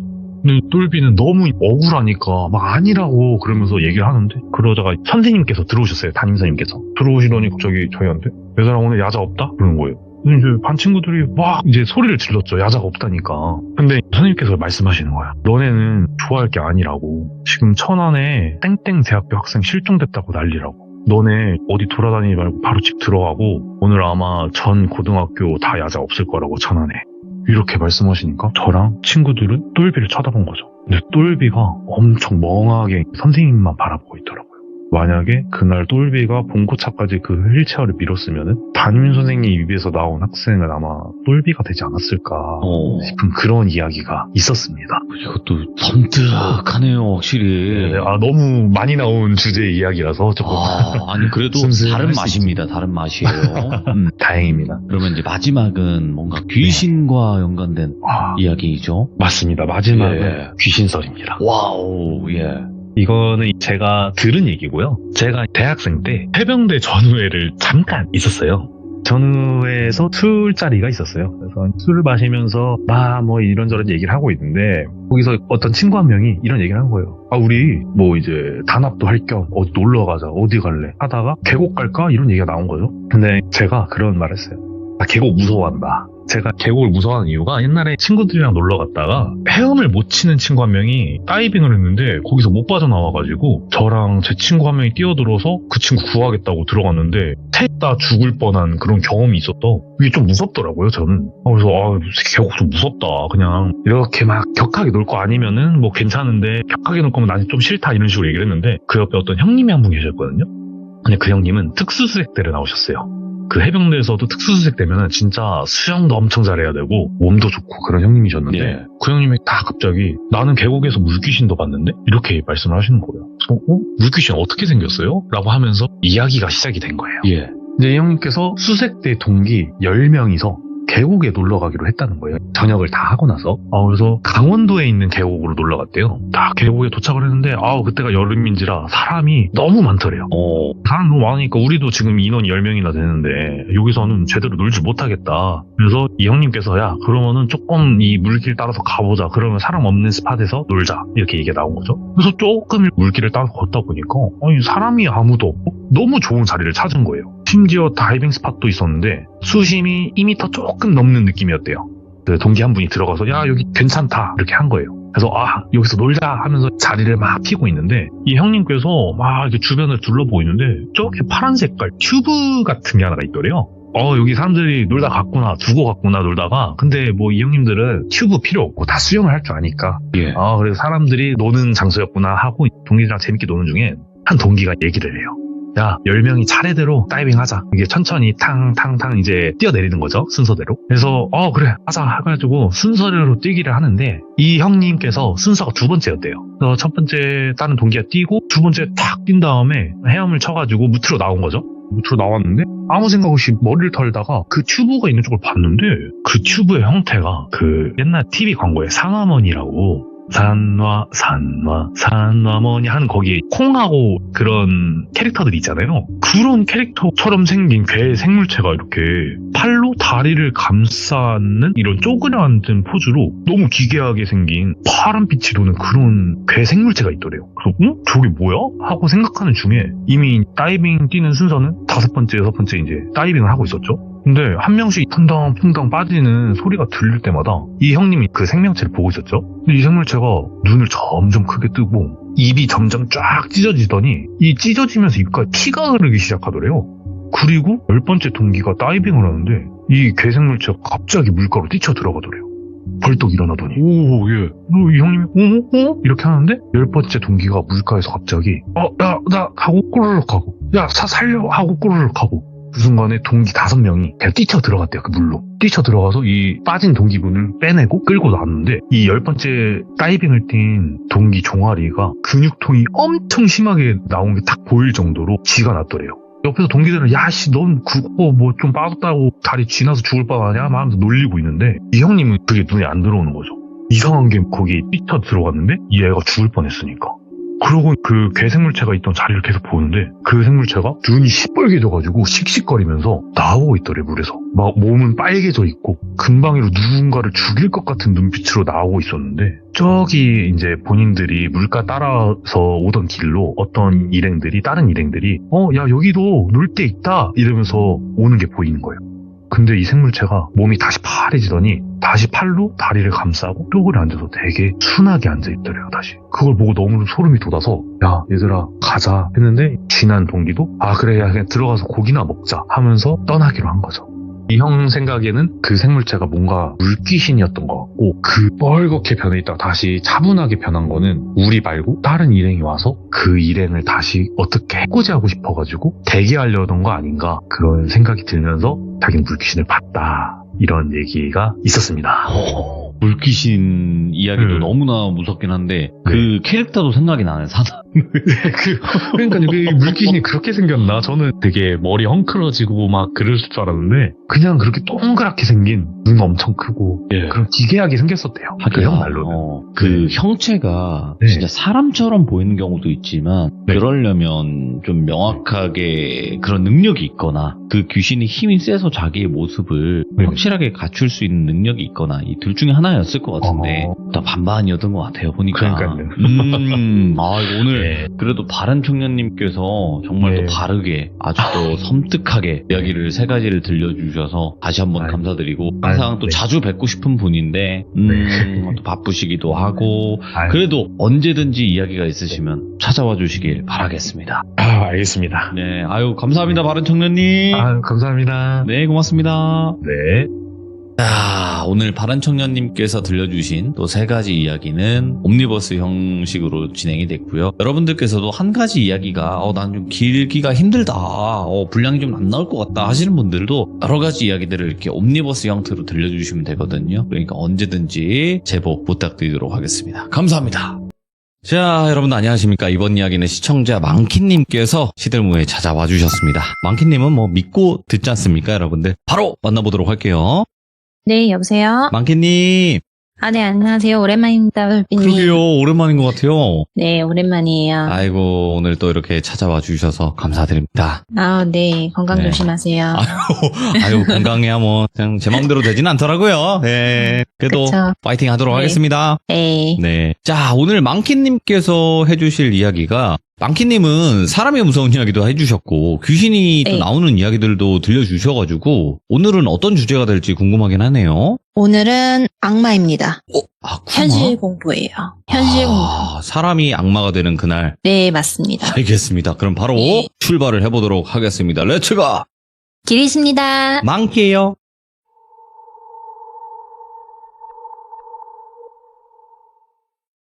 이 이야기는 나중에 또 2탄으로 하나 더 나올 이야기고요. 피해자는 돌비의 시점부터 일단 이야기해드리려고 합니다. 이런 말이 있잖아요. 사람의 탈을 쓰고도 어떻게 이런 일을 할 수가 있지? TV에서도 나오는 실제 일어났었던 악행들이 여러 가지가 있잖아요. 근데 알려지지 않은 악행들도 정말 많더라고요. 그래서 이 악마의 씨이면은 이런 일들이 가능한 건가? 이렇게 생각을 할 수도 있는데, 예. 그러니까 정말 사람이면은 해서는 안 되는 짓들이 있는데 그 이야기들을 오늘 해드리려고 해요. 돌비는 어릴 적에 막내 외동 아들로 태어나서 10손가락에 금가락지를 다 끼워주던 부유한 시절이 있었다면, 그리고 아버지 실패와 돌연 사망으로 인해서 집안이 기울게 되어요. 그래서 그 시절이 고등학생 때였고, 졸업과 동시에 군대를 바로 갔다 오자마자 대학은 못 가고 그냥 바로 취업을 하게 돼요. 그 당시에 할 수 있었던 일이 신발 가게 장사였었고, 나름 돈을 그래도 꽤 벌게 되니까 누나와 어머니로부터 ATM 기기가 되어요. 고등학교 졸업하고 그 당시 월급 200 정도를 받으면 예. 뭐 20만 원 빼고는 다 엄마랑 누나한테 주는 꼴이 돼버려서 생활이 넉넉하진 못했었대요. 근데 돌비가 좀 별명이 무식한 바보예요. 덩치는 좀 커요. 얼굴은 좀 강아지같이 생겼는데 성격은 또 푼숙기가 있고, 그리고 그런 자기를 비웃거나 이러면은 버럭하고 욱하고 그런 성격이에요. 그런데 그 신발 가게 주변에도 상가가 있을 거 아니에요. 그 4년간 일하면서 친해진 옆에 그 상점의 형과 술을 자주 마셨대요. 근데 형이 야 언제까지 촌스럽게 뭐 헌팅 술집 이런 데 다닐래? 우리가 나이도 있고 그러니까 비싼 술 마시러 가자 이러면서 형이 데리고 간 곳이 모던바라는 곳이었대요. 한참 그 10년 전에는 그 모던바가 좀 유행을 했을 때가 있었대요. 그래서 그 당시에 모던바를 갔었고, 네. 손님이 많지는 않았는데 두세 명의 여성들이 이렇게 그 바 앞에 앉아 있었고 되게 푸릇푸릇한 대학생 느낌이 났었대요. 그 중에 가장 연장자 같은 이 여성이 돌비와 그 형 앞에 앉아서 뭐 술도 이렇게 주고 과일도 추천해주고 뭐 이러면서 이야기를 나누게 됐대요. 근데 이 여성이 얼굴은 하얀데 눈 화장은 되게 진하고 이목구비는 뚜렷한데 그렇다고 막 엄청 예쁜 것도 아니고 근데 묘하게 매력이 있고 이러는 느낌이었대요. 근데 기가 엄청 센 마담 같은 아우라가 났었다고 하더라고요. 근데 이야기를 하는데 자신의 이야기도 잘 받아주고 서비스도 많이 챙겨주니까 네. 호감이 갔대요. 그래서 돌비가 이 취기 때문에 이 여자한테 살짝 호감이 생긴 거예요. 아, 다음날도 다다음날도 그 모던바에 있던 여성이 떠올랐던 거죠. 그래서 돌비가 그 같이 가던 형한테 가서 형 오늘도 술 한잔 할래? 이렇게 제안을 해서 그 모던바에 또 간 거예요. 그 날도 그 여성이 있었대요. 또 왔네? 이러면서 기억을 해주더니 이제 미니 안주 같은 거 서비스로 또 챙겨주고 이런저런 얘기를 또 하더래요. 그러다가 막 이런 얘기 저런 얘기 도란도란 하는데 몇 분 뒤에 그 같이 온 형이 전화가 와서 나가더니 야 나 와이프가 빨리 오라고 난리라고 나 먼저 갈 테니까 너 천천히 놀다 가라고 하고선 형이 그냥 떠났대요. 근데 돌비는 솔직히 이 여자 보려고 온 거잖아요. 형은 그냥 끼고 온 거니까. 그래서 형한테 솔직히 고마웠었대요. 그래서 이 바텐더 여성이랑 한참 이야기 나누고 이름이 설희라는 것도 알게 되었대요. 오. 네, 설희 잘 기억하셔야 됩니다. 근데 이런저런 얘기를 하는데 이 여성의 할머니가 무당이래요. 네. 그래서 본인은 옛날에 신기가 있어서 많이 힘들었었고 눌린 곳을 받았다 이런 이야기들을 많이 해줬대요. 네. 근데 나는 눌린 곳을 받았어도 아직 귓길을 느끼고 관상이나 사주 정도는 봐줄 수가 있고, 근데 좀 이야기를 하자면은 몇 가지 해드릴까요? 이렇게 물어보더래요. 그래서 좀 신기하더래요. 돌비 입장에서는 살면서 여러 여성들을 만나봤지만 좀 오늘만 사는 그 여자들을 많이 만났다면 이 여자는 학력도 좀 높았고 똑부러지고 박학다식하고 그런 입담들이 너무 꼬였대요. 그래서 뭐냐고 나도 사주 같은 거 좀 궁금하다 이러니까 돌비 오빠는 사주에 부모복이 없네. 근데 배우자 복은 엄청날 거다. 그리고 해외에서 살면은 돈을 몇 배가량 더 벌 수 있겠는데? 그런 팔자야. 이렇게 얘기를 하더래요. 네. 근데 돌비는 그때 당시가 20대 중반이었는데 해외에 한 번도 나간 적이 없대요. 근데 부모복이 없는 거는 맞잖아요. 엄마가 계속 돈을 요구하니까. 그래서 얘가 신기가 있나 싶을 정도로 그럴듯하게 좀 말을 하더래요. 네. 그래서 돌비가 취기에 끌려서 용기 내서 번호를 물어봤대요. 설이가 번호를 주더래요. 그날 바에서 몇십만 원을 넘게 쓰고 돌아갔대요. 네. 그리고 나서 다음날 설이한테 먼저 카톡이 오더래요. 오빠 출근 잘했어? 수업부터 해가지고 점심은 뭐 먹어? 아, 나는 졸업반이라 학교에서 수업 듣고 있어. 오늘 퇴근하고 뭐해? 오늘 나 빠 출근 안 하는데 괜찮으면 영화 볼래? 이런 식으로 대화가 티키타카가 이어가지더래요. 돌비 입장에서는 얘가 나한테 관심 있나? 나 지금 썸 타는 건가? 싶었대요. 그래서 그날 돌비는 설이랑 만나서 밥도 먹고 영화도 보고 조용한 술집 가서 더더욱 진솔한 이야기 나누며 친해졌대요. 그렇게 한 잔, 두 잔 마시는데 설이가 술을 그렇게 잘 마시더래요. 필름이 끊길 정도로 마시다가 눈을 떠보니 한 호텔이었던 거예요.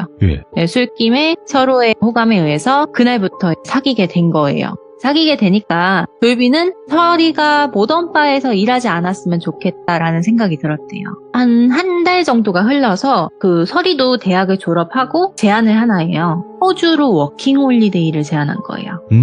근데 솔직히 외국에 나가본 적도 없고 무서울 거 아니에요. 워킹홀리데이 자체가. 영어를 잘하는 것도 아니고. 근데 설이가 신발 장사를 하는 게 아니라 외국에 가서 보는 눈도 더 넓히고 거기서 자리가 잡힌다면 결혼도 하고 우리 잘 살 수 있다. 거기는 임금이 우리나라의 2배, 3배 된다. 이렇게 이야기를 하면서 그리고 오빠 지금 가족들한테 계속 얽매이면서 사는데 언제까지 그러고 살 거냐. 그냥 스스로 외국 가서 살아라. 이렇게 얘기를 하더래요. 네. 그래서 그 말에 돌비가 고민을 엄청 많이 했대요. 설이의 그 한마디에. 왜냐면 자기 혼자 가면은 자신이 없는데 설이는 좀 똑똑한 느낌이잖아요. 돌비 입장에서는. 똑똑한 여자니까 잘해주지 않을까? 그래도 얘를 만나서 내 팔자가 좀 더 나아지지 않을까? 이런 생각을 했대요.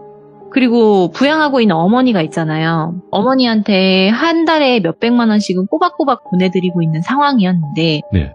그때 마침 고민하고 있던 시기에 같이 그 상가에 있는 친한 형이 야 너도 신발 가게 접고 우리도 여기 가게 접고 백화점에 입주해서 더 크게 한번 브랜드 장사해보자. 우리도 이거 체인 낼 수 있고 하면서 이런저런 얘기를 막 해주더래요. 그래서 공동사업을 제안하게 돼요.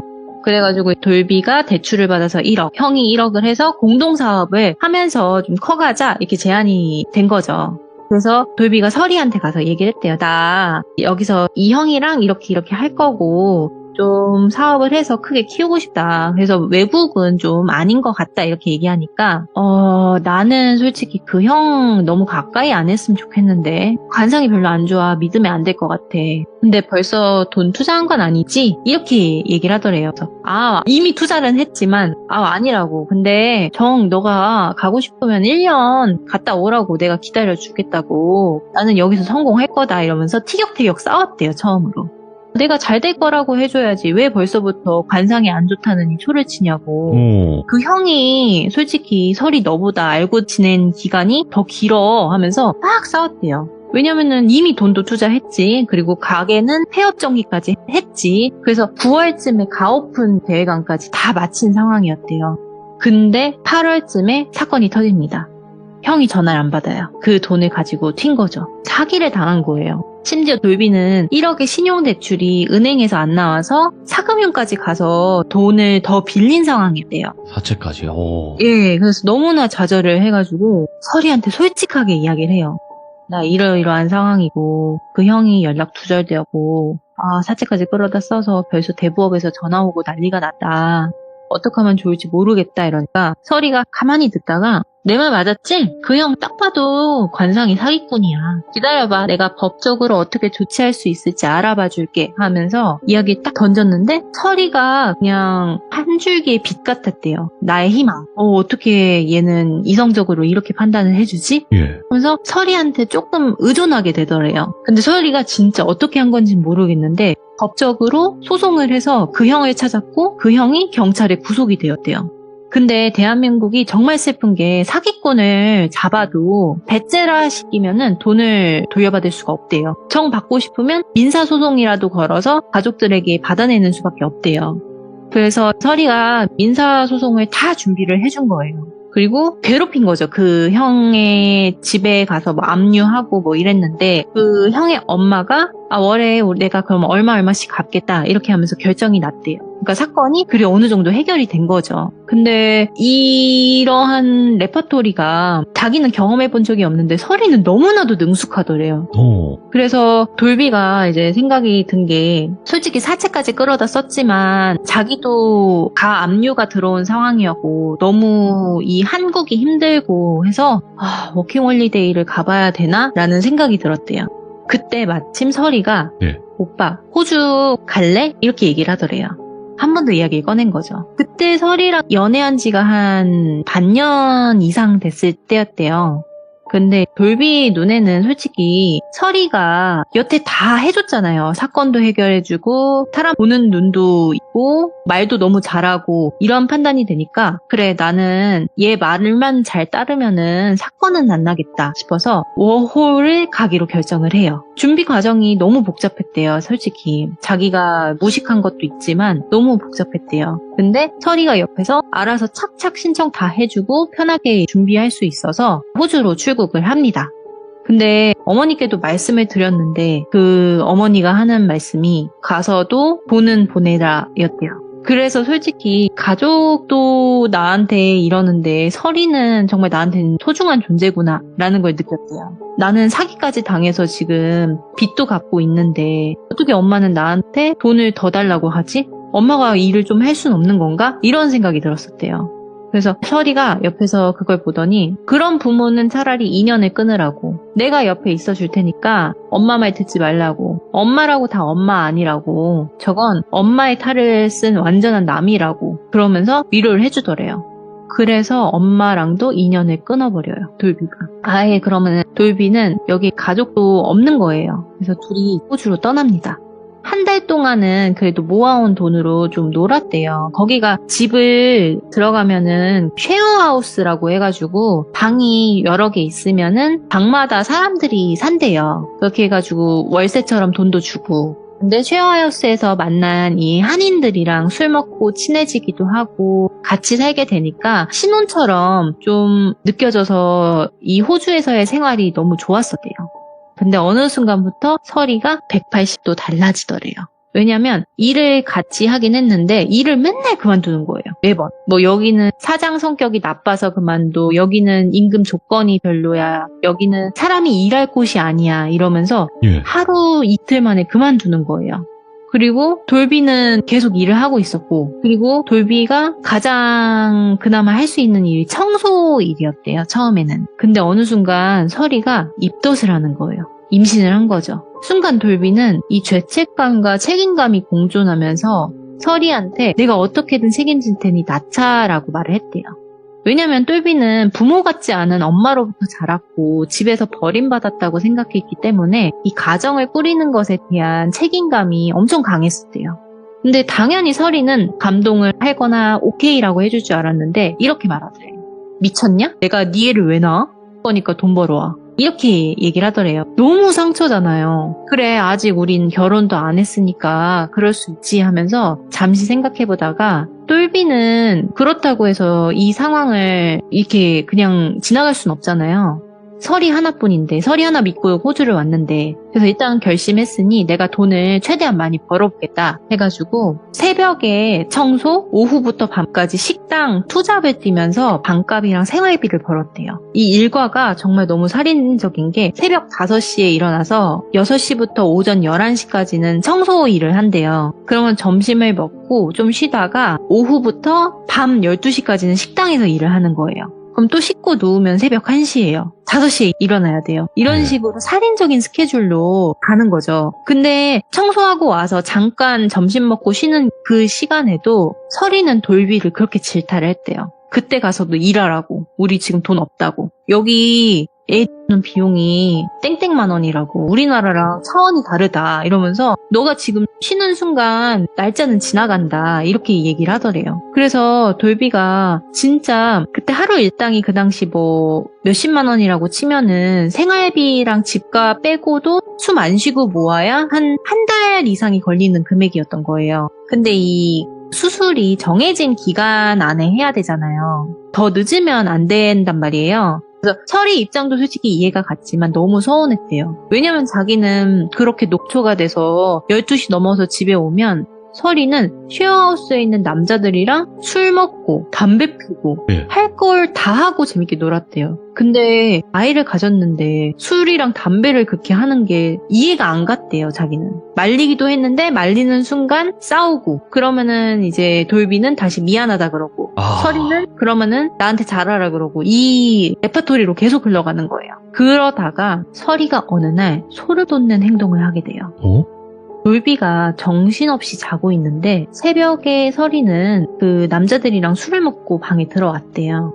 근데 갑자기 쿵쿵 소리가 들려요.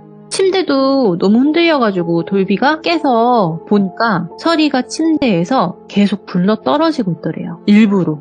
너 지금 뭐해? 이러니까 네가 수술 일자에 맞춰서 돈 못 벌어올 무능한 애 같아서 나 이렇게라도 할 거다. 이렇게 얘기를 하더래요.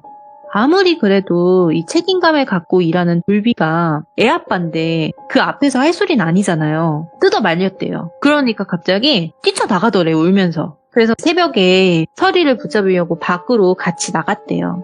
근데 설이가 담배를 집어서 피는데 한 개를 피는 게 아니라 한 3-4개를 한꺼번에 피더래요. 막 피더래요, 막 담배. 돌비도 욱하는 성격이 강하다 했잖아요. 그래서 뭐 하는 거냐고 하면서 담배를 잡아서 던지고서는 소리를 질렀대요. 근데 이 여자가 한 말이 이래도 안 주는 애 생명 너무지기다 이러면서 웃더래요.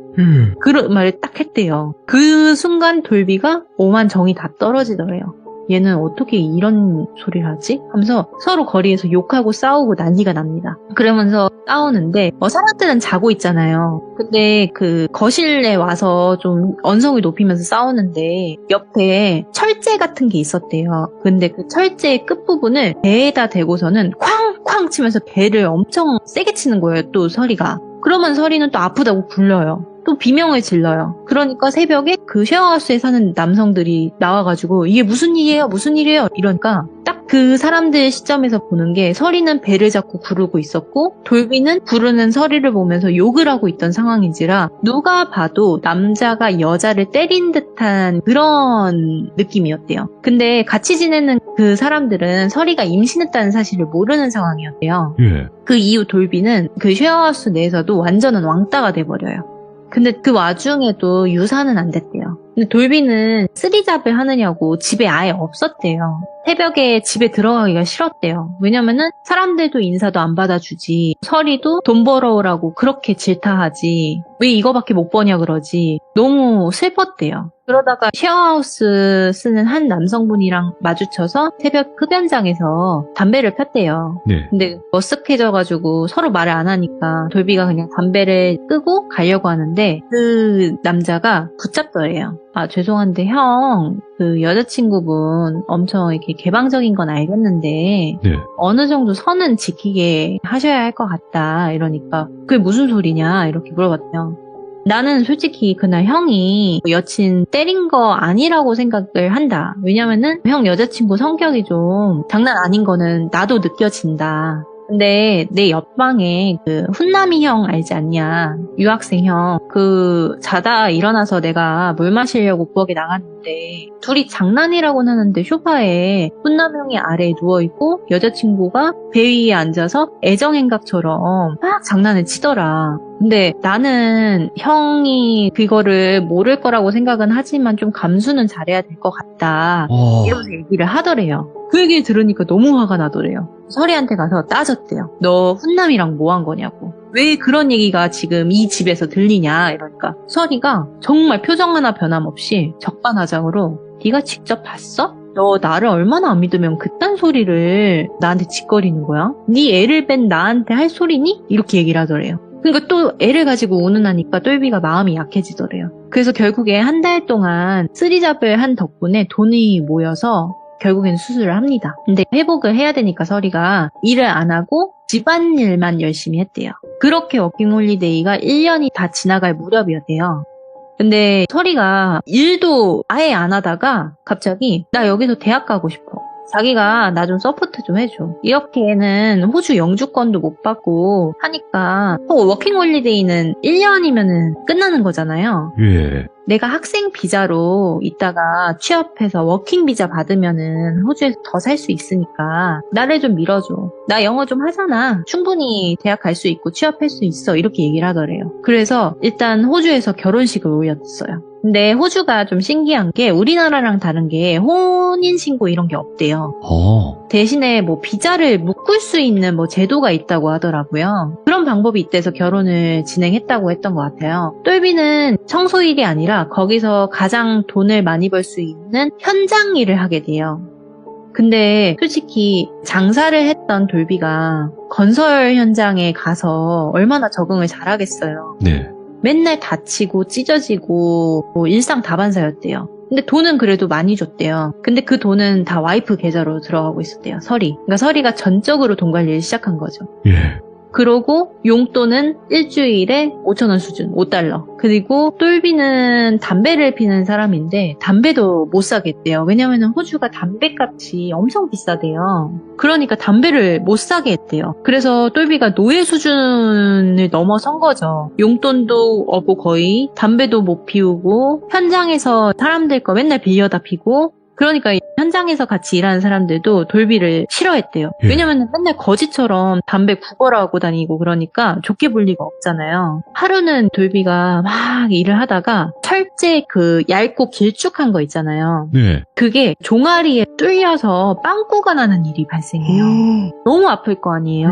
그러면은 일주일 정도는 좀 이 붕대를 감고 쉬어줘야 하는 일인데 설이가 그날 일찍 온 돌비를 보더니 한숨을 쉬면서 대충 빨간 약 같은 걸 바르고 붕대만 감아줬대요. 그리고선 다음날 자기는 쉬는 줄 알았대요. 그래서 안 일어났대요. 늦잠 자려고 하니까 갑자기 설이가 출근 안 해? 도시락 싸놨어 가져가 이러더래요. 이거 너무하잖아요. 그래서 돌비가 눈물을 뚝뚝 흘리면서 말했대요. 아 진짜 나 다리 너무 아프다고 하루 정도는 이거 쉬면 안 되겠냐 이러니까 설이가 갑자기 눈이 돌아버리더래요. 내가 지금 누구 때문에 이러고 사는데 이러면서 네가 나를 임신시키지만 않았어도 이러면서 막 죄책감을 자극하더래요. 그러니까 돌비는 또 가스라이팅이 돼서 마음이 좋지가 않더래요.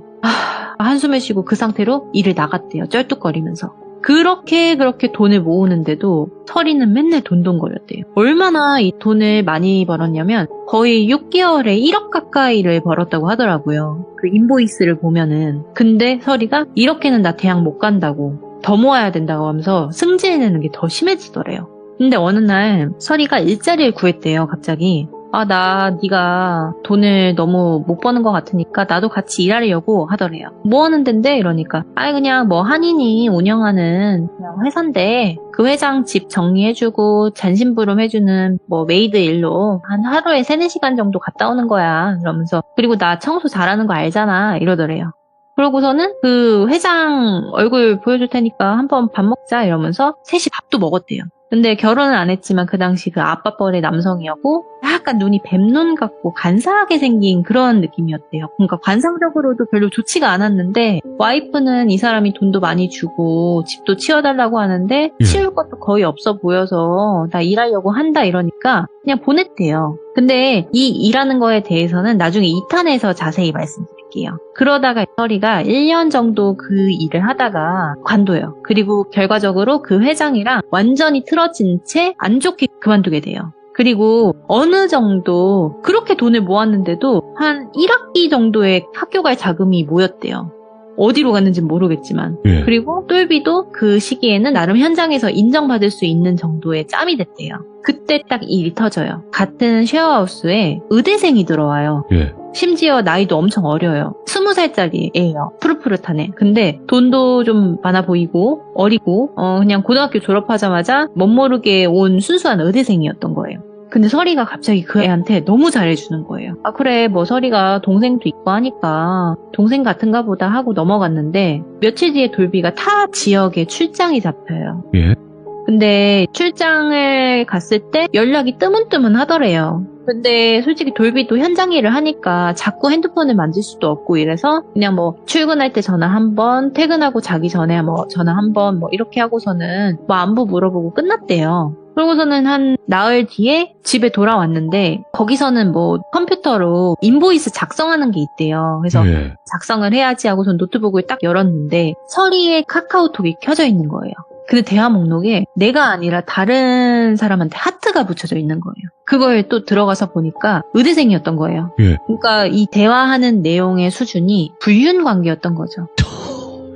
막 우리 뭐 이런 사랑한 거 뭐 절대적으로 비밀로 지켜줄 거지 뭐 이런 식으로 이런 얘기가 왔다 갔다 한 거예요. 근데 이걸 본 돌비가 난리가 나죠. 그래서 일단은 그 카톡 내용들을 다 캡처를 해놓은 거예요. 혹시 모르니까. 그리고 서리를 불렀대요. 너 이거 뭐냐고. 근데 그날은 서리가 잘못했잖아요. 증거가 딱 있잖아요. 무슨 말을 해도 밀리잖아요. 그런데 서리가 너는 왜 남의 사생활을 그게 맘대로 보냐 이러면서 싸우더래요. 근데 돌비가 어이가 없잖아요. 그래서 막 소리 질렀대요. 넌 지금 이 와중에도 그 말이 나오냐 이러면서 막 이러는데 갑자기 서리가 그 공업용 커터칼 있잖아요. 공업용 커터칼을 가지고 오더니 자기 손목 거예요. 근데 카펫에는 피가 철철철 흐르고 있고 솔직히 사람이 이렇게 자를 하면은요 아프잖아요. 아픈 표정을 지어야 되잖아요. 근데 서리가 사악하게 웃으면서 떠래요. 자기 손목을. 돌비가 벙졌대요. 그래서 이거 뭐 하는 거냐고 하면서 칼을 빼서 들고 그 피를 멈추게 하려고 휴지를 막 이렇게 가지고 와가지고 닦아요. 근데 소리가 너무 크니까 의대생이 너무 소리가 커서 와봤는데 피가 철철철 흐르고 있는 상황이었던 거죠. 그러더니 서리가 경찰에 신고 좀 해줘 이렇게 얘기를 하더래요.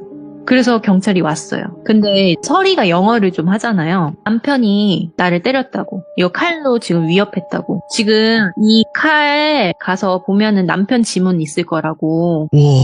이거 이렇게 위협했다고 하면서 얘기를 했대요. 그러니까 경찰도 당연히 심각하게 받아들이는 거죠. 그리고 호주의 한 그 지역이 좀 여성의 말을 좀 더 들어준다고 하더라고요. 그래서 일단 돌비를 체포한 거예요. 근데 돌비는 영어도 못하잖아요. 해명도 못하고 갑자기 감옥행이 된 거예요. 그리고 서리는 병원으로 이송되고 진술 자체를 남편이 나를 너무 때려서 칼로 위협하는데 막다가 손목이 부러졌다 이렇게 얘기를 한 거예요. 그리고 손톱으로 자기가 스스로 막 긁은 상처와 멍자국들이 있었나 봐요.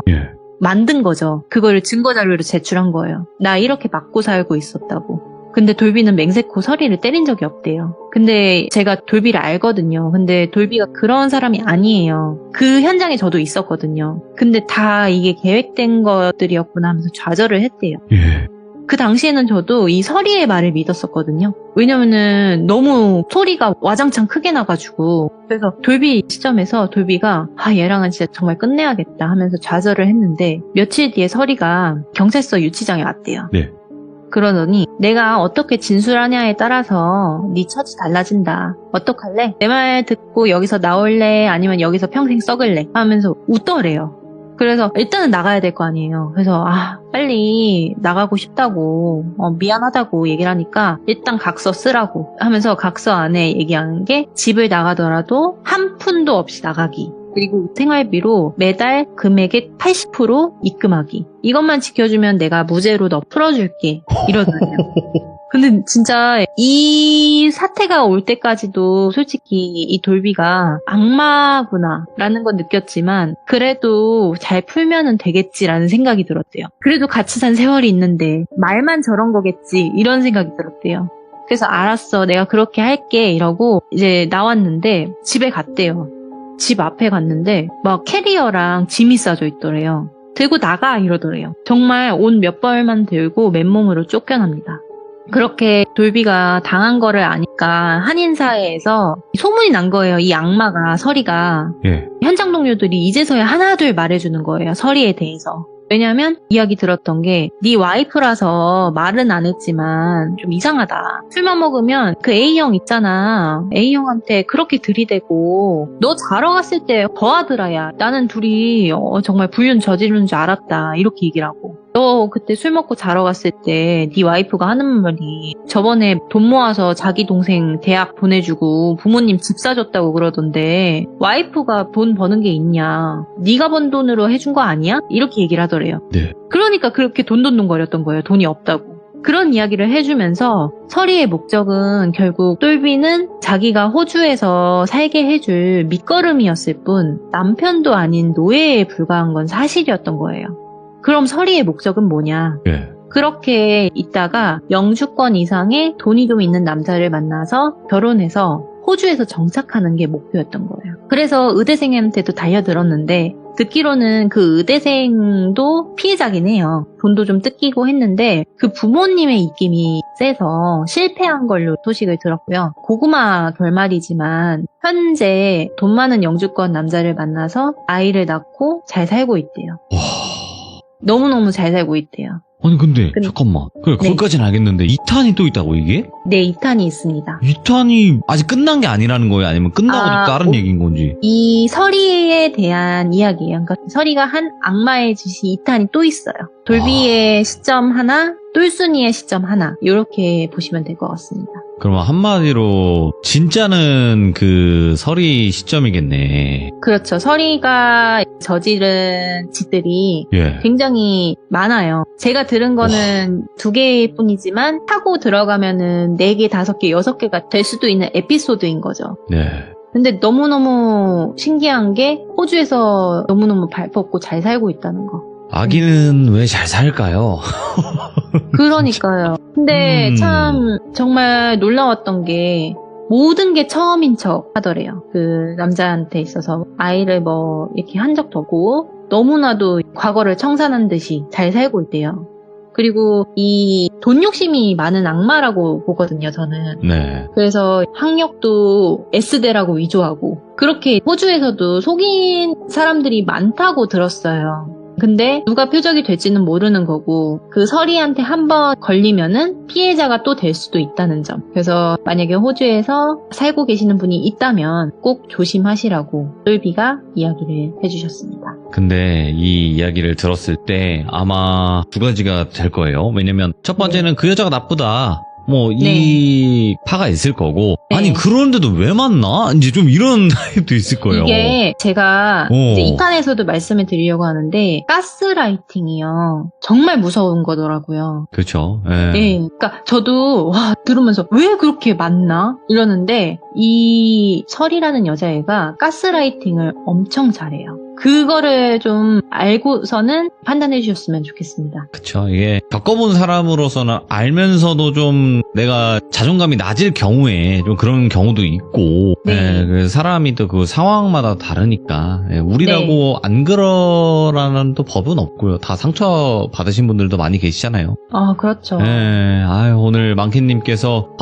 너무나 답답하고, 너무나 화가 나는 그런 이야기를 또 들려주셨는데, 다음번에는 그 여자의 시점으로 한번 또 네. 이야기를 들어볼까 합니다. 너무 감사드립니다, 망키님. 네 감사합니다. 네, 고맙습니다.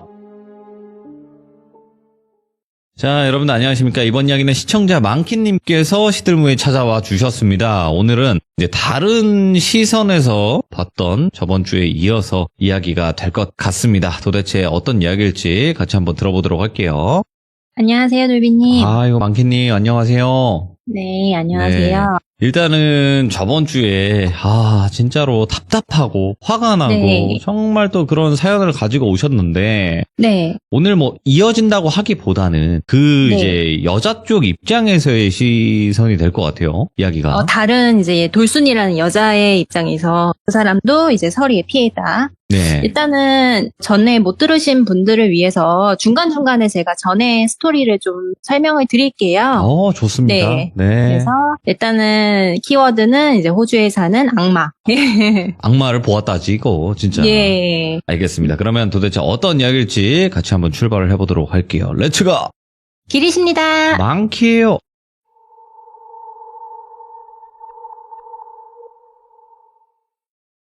이 이야기는 돌순이의 10년 전 과거로 흘러갑니다. 돌순이는 사실 공부를 그렇게 잘하진 못했어도 운이 나빠서 하향 지원으로 한 지방대에서 자리를 잡게 돼요. 근데 돌순이가 입학했을 당시에는 이 학교의 미래가 없어 보였대요.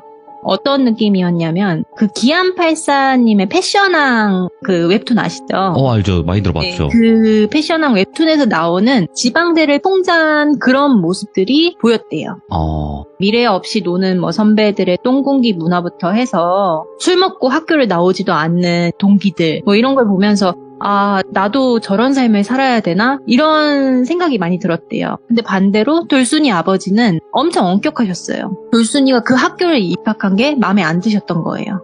그래서 재수할 거 아니면은 등록금은 너가 알아서 해결하라고 하고서는 돈을 안 주신 거예요. 근데 돌순이가 동기들이랑도 그렇게 잘 어울리진 못했대요. 술을 잘 마시는 것도 아니고. 그래서 매학기 전액 장학금을 받기 위해서 엄청 노력을 많이 했대요. 아버지께서 안 해주니까. 그래서 공부를 되게 열심히 한 거죠. 그래서 주변으로부터 평판이 좋았대요. 성실하다. 돌순이는 근데 그런 게 좋았대요. 나를 좀 인정해주는구나. 지방대를 나왔지만 개천에서의 용이 되겠다라는 결심으로 4학년까지 달려와요. 돌순이는 이제 공부, 아르바이트도 하느냐고 대학 동기들이랑 어울리진 못했대요. 그리고 수업 시간도 다른 거를 막 신청하다 보니까 같이 밥 먹을 기회나 같은 에피소드가 있다거나 좀 은따가 된 기분이었었대요. 솔직히 어울리지 못하니까. 그에 반해 동기인 설이가 나와요. 네, 설이가 동기였어요. 같은 대학 동기였지만 그 설이라는 친구는 1학년 때부터 영향력이 꽤 넘쳐서 유명했대요. 예. 근데 유명한 게 재밌고 유쾌해서 유명한 것보다는 처음에는 되게 인사이더처럼 여기저기 어울리다가 동기끼리 싸움도 엄청 하고 다니고 선후배끼리 머리채 잡고 싸우고 이런 식이라서 평판이 그리 좋지 못했대요. 그래서 돌순이랑은 더더욱 거리가 먼 친구였죠. 한 번은 설이가 같은 과 선배랑 사귀다가 헤어지는 순간에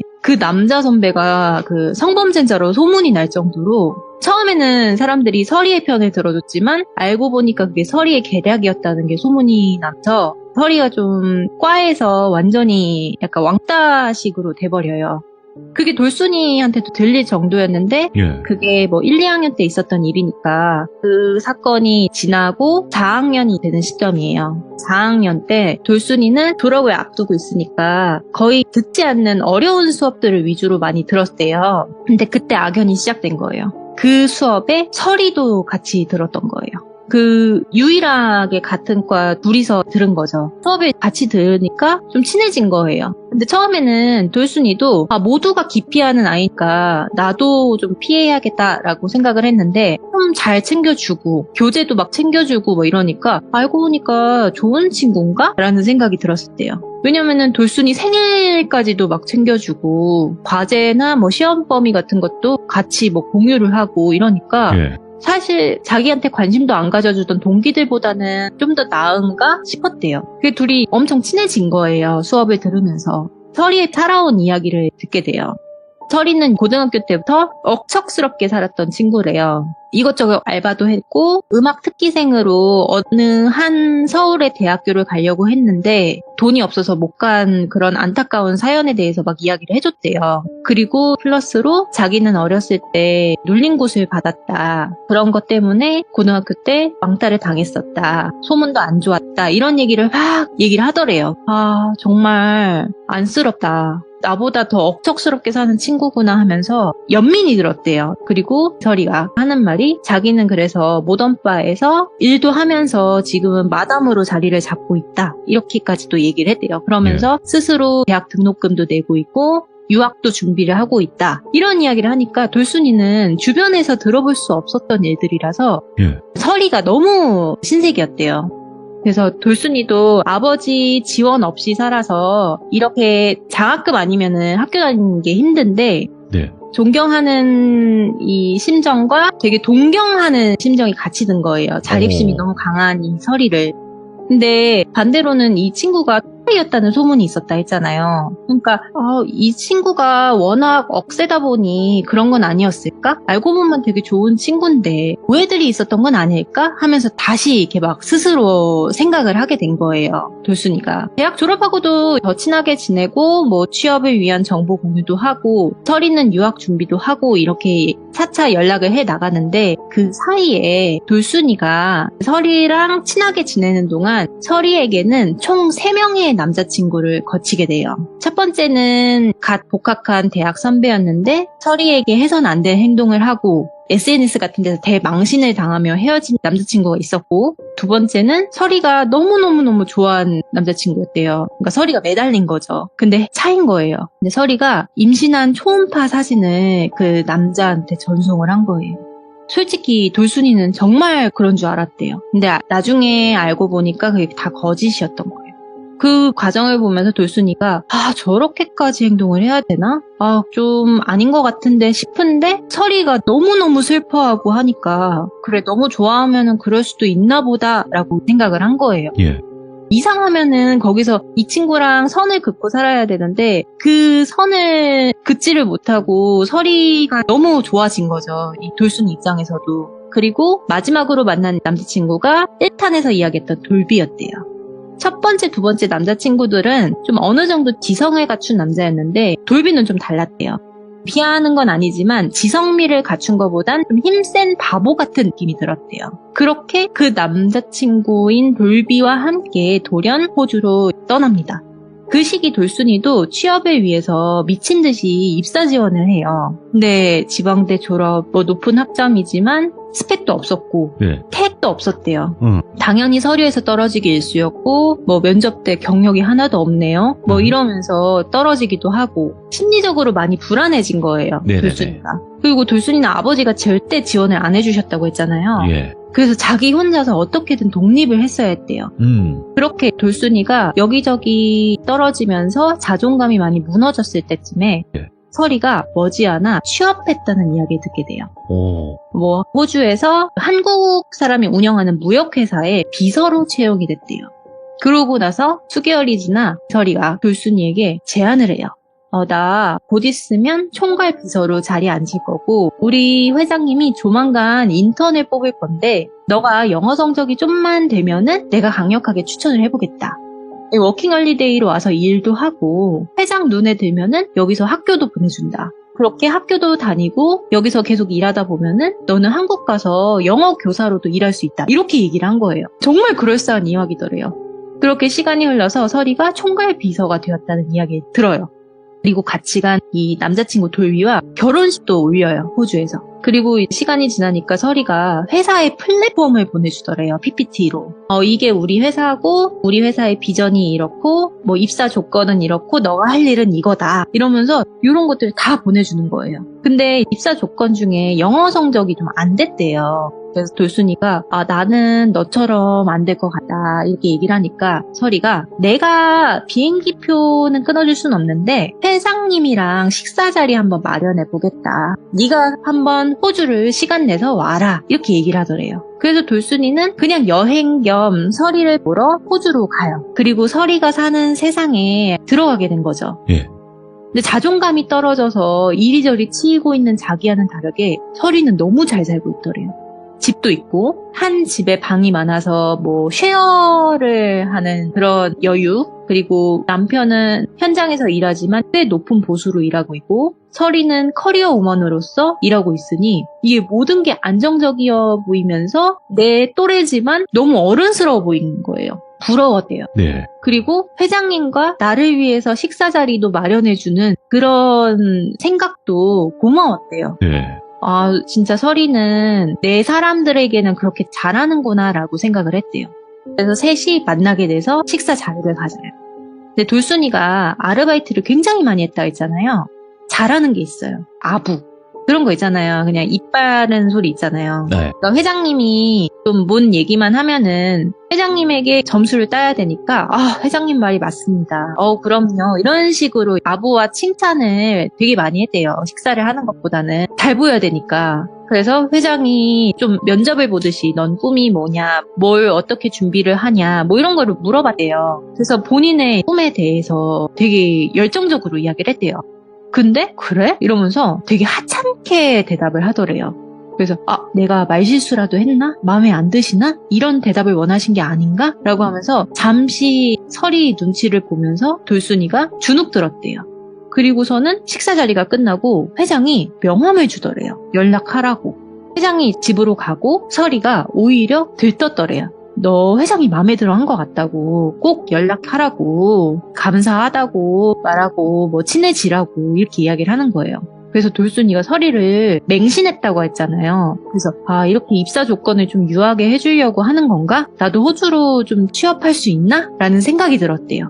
그래서 한국에 돌아와서 돌순이가 워킹홀리데이를 갈 준비를 하는 거죠. 근데 한국에 있는 동안 회장이 좀 돌순이에게 연락을 하는데 부담스럽게 하더래요. 그래서 서리한테 이런 내용들을 보내주니까 우리 회장님 원래 이렇게 표현해. 나한테도 이래. 그리고 우리 회장님 해외에서 좀 오랜 기간 체류해서 표현하는 게 한국과 다를 뿐이지 별다를 거 없다. 이렇게 이야기를 하는 거예요.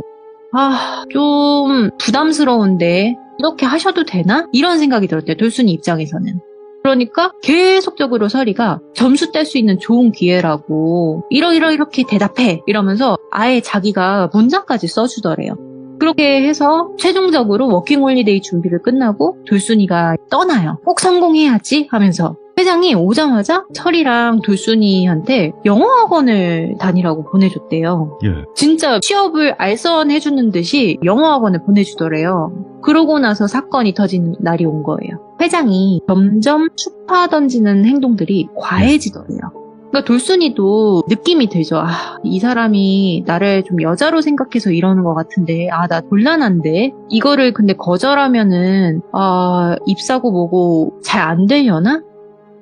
그러면은 좀 여자로서 안 보이게끔 하는 방법은 없을까? 이런 생각을 많이 한 거예요. 돌순이 입장에서는. 기분 나쁘지 않게 어떻게 해야 될까? 서리에게 털어놨대요. 근데 서리가 고민하더니, 우리 회장님이 젊은 여자를 좋아하는 건 맞다. 근데 너가 열심히 살고 이러는 거 보니까 너한테 마음이 간 걸 수도 있겠지 이러면서 근데 거절 그렇게 막 하지 마. 우리 회장님 자존심 되게 강하신 분이라 기분 상하면 내 직장 생활도 힘들어질 거다. 대신에 내가 옆에서 잘 말해볼 테니까 걱정 마라. 이렇게 이야기를 하더래요. 회장이 어느 날 돌순이를 불렀대요. 어디로 오라고. 근데 옛날에는 서리까지 같이 불러서 갔는데 이번에는 혼자만 오라고 하니까 돌순이가 덜컥 겁이 난 거죠. 그래서 불러서 차를 타고 이동을 하는데 너무너무 걱정이 되더래요. 어디로 가시는 걸까? 좀 멀리 가더래요.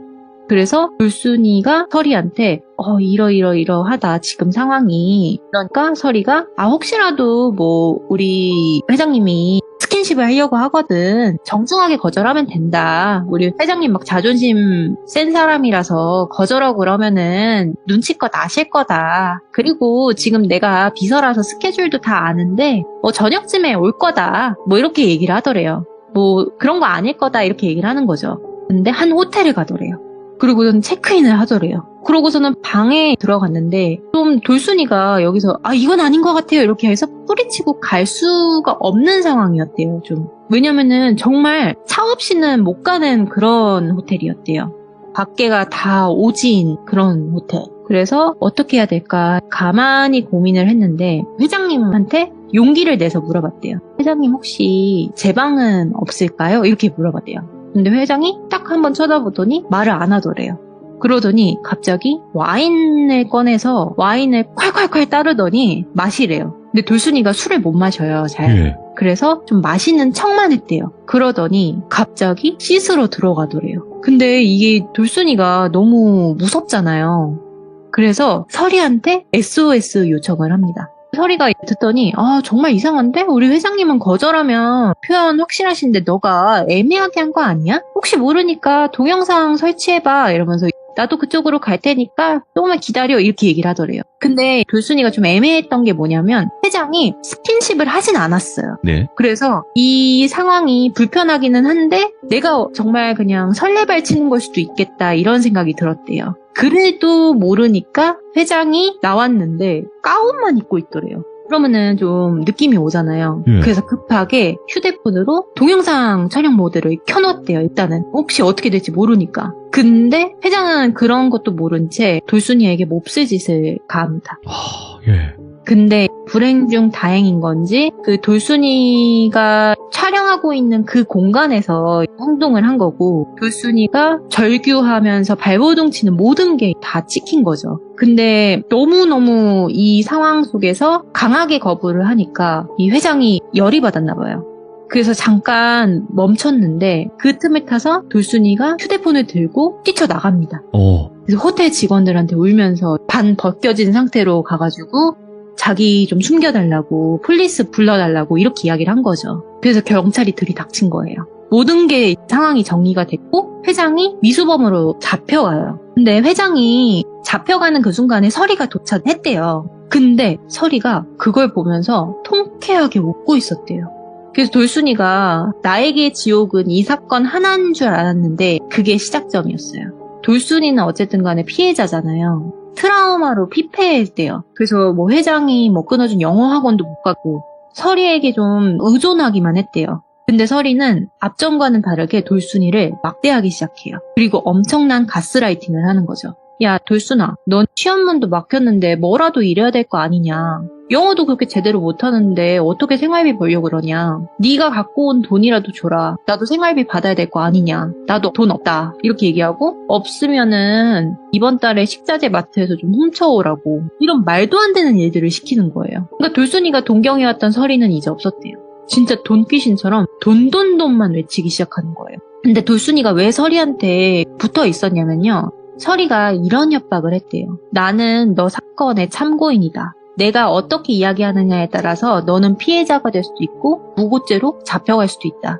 네가 명확하게 거절하지 않아서 회장이 그런 거 아니겠냐고. 네 잘못도 있다고 하면서 꽃뱀이란 꼬리표로 평생 달려서 살고 싶지 않으면은 나한테 잘하라고 그렇게 협박을 한 거예요. 돌순이는 또 그걸 믿었대요.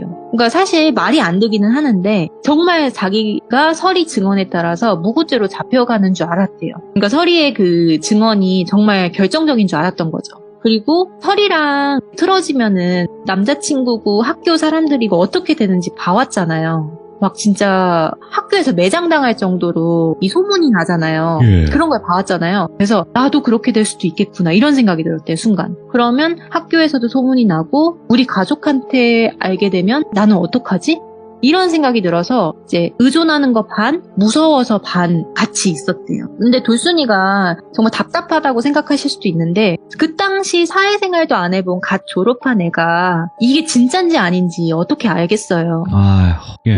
그러니까 아무것도 몰랐던 거죠. 그리고 서리에게 돌순이는 정말 감정 쓰레기통이었대요.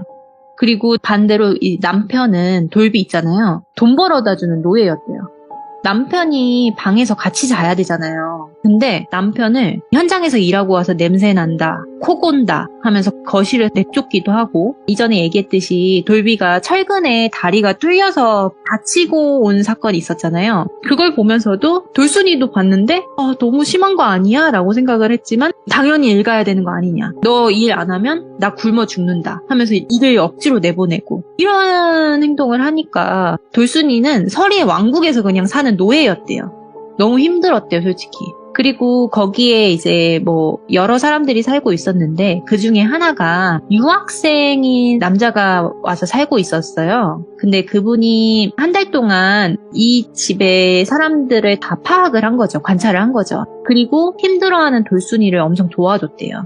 그러다가 이제 돌순이랑 서로 마음이 생긴 거죠. 그래서 이 친구를 귀인이라고 부를게요. 실제로 이 돌순이를 많이 도와준 친구거든요. 그래서 그 유학생인 귀인이 그 당시에는 차도 있었고 서리 눈에는 돈이 좀 있는 부잣집 도련님 같았대요. 그래서 나중에는 똘순이한테 마음이 있어 보이니까 똘순이를 시킨 거예요. 너 쟤 잡아서 돈 뜯어내라고. 말도 안 되는 지시를 하는 거예요. 근데 돌순이가 솔직히 이건 아니다 싶었대요. 아니 나를 이렇게 도와주는 애한테 어떻게 그러냐고. 그래서 귀인한테 가서 울면서 이야기를 했대요. 귀인아, 만약에 혹시라도 서리가 돈 빌려달라고 하거나 요구를 하면은 절대 주지 말고 빠른 시일 내로 다른 집으로 이사가면 좋겠다고 얘기를 하면서 울었대요. 근데 그 귀인이 빤히 이제 보더니 똘순이에게 그러면 같이 나가시죠 이렇게 얘기를 하더래요. 근데 돌순이가 도망치고 싶어도 이 서리한테 돈이란 돈은 다 줘서 없었대요. 혹시 돈이 없어서 그러는 거면 내가 빌려줄 테니까 차차 갚으시라고. 나는 지금 당신이 제일 불쌍하다고 그렇게 얘기를 한 거죠. 그러면서 빠른 시일 내로 방을 구해서 이사만 가면 되는 상황이었대요. 예. 그렇게 돌순이는 서리에게서 도망 나와서 살게 돼요. 근데 서리가 어떻게 했을 것 같나요? 난리가 나요. 이 돌순이를 찾으려고 온갖 혈안이 돼서 그 당시에는 SNS 그 페이스북이 굉장히 유행했을 때예요. 근데 돌순이가 자기네 집 물건을 훔쳐서 도망가서 뭐 경찰이 쫓고 있다느니 예. 꽃뱀 행동을 하다가 지금 고소당해서 경찰이 추적 중이라느니 별의별 거짓말을 다해서 헛소문을 내요. 그러니까 돌순이의 명예를 완전히 계속 훼손시키는 거죠. 근데 솔직히 돌순이를 아는 사람들은 저 말이 거짓이라는 걸 안돼요. 왜냐면 돌순이가 성실한 이미지인데 하루아침에 저런 행동을 했다는 게 말이 안 되는 이미지거든요. 근데 돌순이가 사람들에게 질려버리는 경험을 그때 하게 돼요. 사람들은 진실보다 듣고 싶은 소문을 더 믿는다는 걸 알았대요. 그러니까 이런 거죠. 안 그럴 걸 알지만 열심히 살던 애가 갑자기 이런 소문을 내니까 헐 크크 진짜 역겹다 뭐 이런 식으로 댓글을 다는데 알고 보니까 다 대학 사람들 뭐 이러니까 진절머리가 나더래요. 그래서 아 정말 나를 믿어주는 사람들은 없구나 괴롭다 이런 생각이 들었대요. 그리고 심지어 돌순이 아버지에게까지 연락을 하더래요. 돈 내놓으라고. 이 딸이 여기서 몸 팔다가 이렇게 됐다 이러면서 해서는 안 될 말과 협박까지 하게 됩니다. 그래서 돌순이는 정말 자기가 우려했던 모든 일들이 터진 거죠. 예. 학교 사람들에게 소문났지, 부모님에게까지 알려졌지. 그러니까 돌순이가 더 피폐해진 거예요. 도망을 왔는데. 살 이유가 없어진 거예요. 그래서 모든 걸 포기하려고 해요. 그러니까 무슨 상황인지 아시겠죠? 모든 걸 예. 포기하려고 하는 상황에 귀인이 그걸 또 발견을 합니다. 그래서 자기의 대학 등록금을 미루는 한이 있더라도 돌순이를 도와줬대요. 가려고 하는 돌순이를. 그래서 병원도 계속 데리고 다니고 약도 먹이고 계속적으로 옆에서 케어를 해준 거죠. 그러니까 돌순이는 그 상황에서 약이 없으면은 잠을 잘 수가 없었고 온갖 장애가 다 온 거예요. 뭐 불안장애, 공황장애 이런 것들 있잖아요. 그래서 핸드폰에 모든 SNS를 끊고 정말 믿을 수 있는 몇몇과만 연락하면서 살게 돼요. 예. 그러면서 돌순이도 사람이 없는 어딘가에서 열심히 돈을 벌어 유학생인 그 귀인한테 돈을 차차 갚아나가요. 그렇게 자기도 치료를 하기 위해서 노력을 해요. 살기 위해서. 근데 귀인이 해준 이야기가 있대요. 그 귀인의 아버지는 일찍 돌아가셨지만 무속인 비슷한 거였대요. 정확히는 제가 기억은 안 나는데 비슷한 거였대요. 네. 근데 내가 그 집에서 서리를 봤을 때 도망쳐 나오고 싶었던 이유 중에 하나는 서리한테 씌인 게 있다고. 나는 그런 악귀는 처음 봤다고. 아빠가 계실 적에 악귀에 대한 이야기를 많이 해줬는데 그 존재와 서리의 느낌이 너무 비슷했대요. 아버지는 그런 사람들을 본체만 사람의 몸을 빌린 진정한 악귀라고 이야기를 했대요. 정말 이게 돌아다닌대요. 사람처럼. 사람인데 악귀라는 거죠. 예. 그렇게 빙의돼서 그렇게 행동을 하고 다닌대요. 근데 그런 존재였다는 거죠. 네. 그래서 나도 혼자 나갈 수는 있었는데 당신이 너무 안타까워서 도와주고 싶었다고. 나중에 갚아도 되니까 일단은 사르시라고. 정말 귀인처럼 이렇게 도와준 거죠. 그래서 그 귀인 덕분에 서리가 완전히 치료는 안 됐지만 차차 증상이 나아져요. 네. 트라우마나 PTSD 이런 것들이 조금씩 극복이 되고 있는 시점이었어요. 시간이 흘러서 서리가 이혼했다는 소식을 접하게 돼요. 그리고 그 똘비가 똘순이를 만나고 싶어 한다는 이야기까지 듣게 돼요. 왜냐면 귀인이랑 똘비가 같은 업종에서 일해서 그 소식을 접할 수 있었대요. 그리고 경악스러운 서리의 모든 계획들이 폭로되는 그 상황이 펼쳐집니다. 예. 이 똘비가 서리랑 헤어진 이유는 1탄에서 말씀을 드렸었죠. 네. 헤어지려고 하는 순간 서리가 너 때문에 여자로서 내 인생이 무너졌으니까 평생 동안 갚으라고 이렇게 이야기를 하니까 책임감과 죄책감이 공존하면서 서리의 옆에 있게 돼요. 그리고 가장 돈을 많이 벌 수 있는 일인 현장 쪽 일을 선택했고 그때 다리에 구멍이 날 정도로 일을 했지만 예. 자기한테 쥐어지는 돈은 한 푼도 없었대요. 모든 돈은 아내인 서리한테 들어가는 거였죠. 근데 돌순이에게 하려는 이야기가 1탄에서 서리가 회장의 집으로 출퇴근하는 일을 구했다고 했었잖아요. 일단 똘순이한테 말했던 회사의 그 총괄비서 그런 일이 아니었대요. 예. 그냥 그 회장 집의 가정부였던 거예요. 근데 돌순이한테는 비서로 채용이 됐다고 이야기를 했고 돌비는 알고 있었죠. 남편이니까. 가정부로 일하는 것도. 그리고 회사 심부름 몇 번 간 걸로 똘순이한테 인증샷 보내주면서 회사에서 비서로서 일하는 척 했던 거였어요.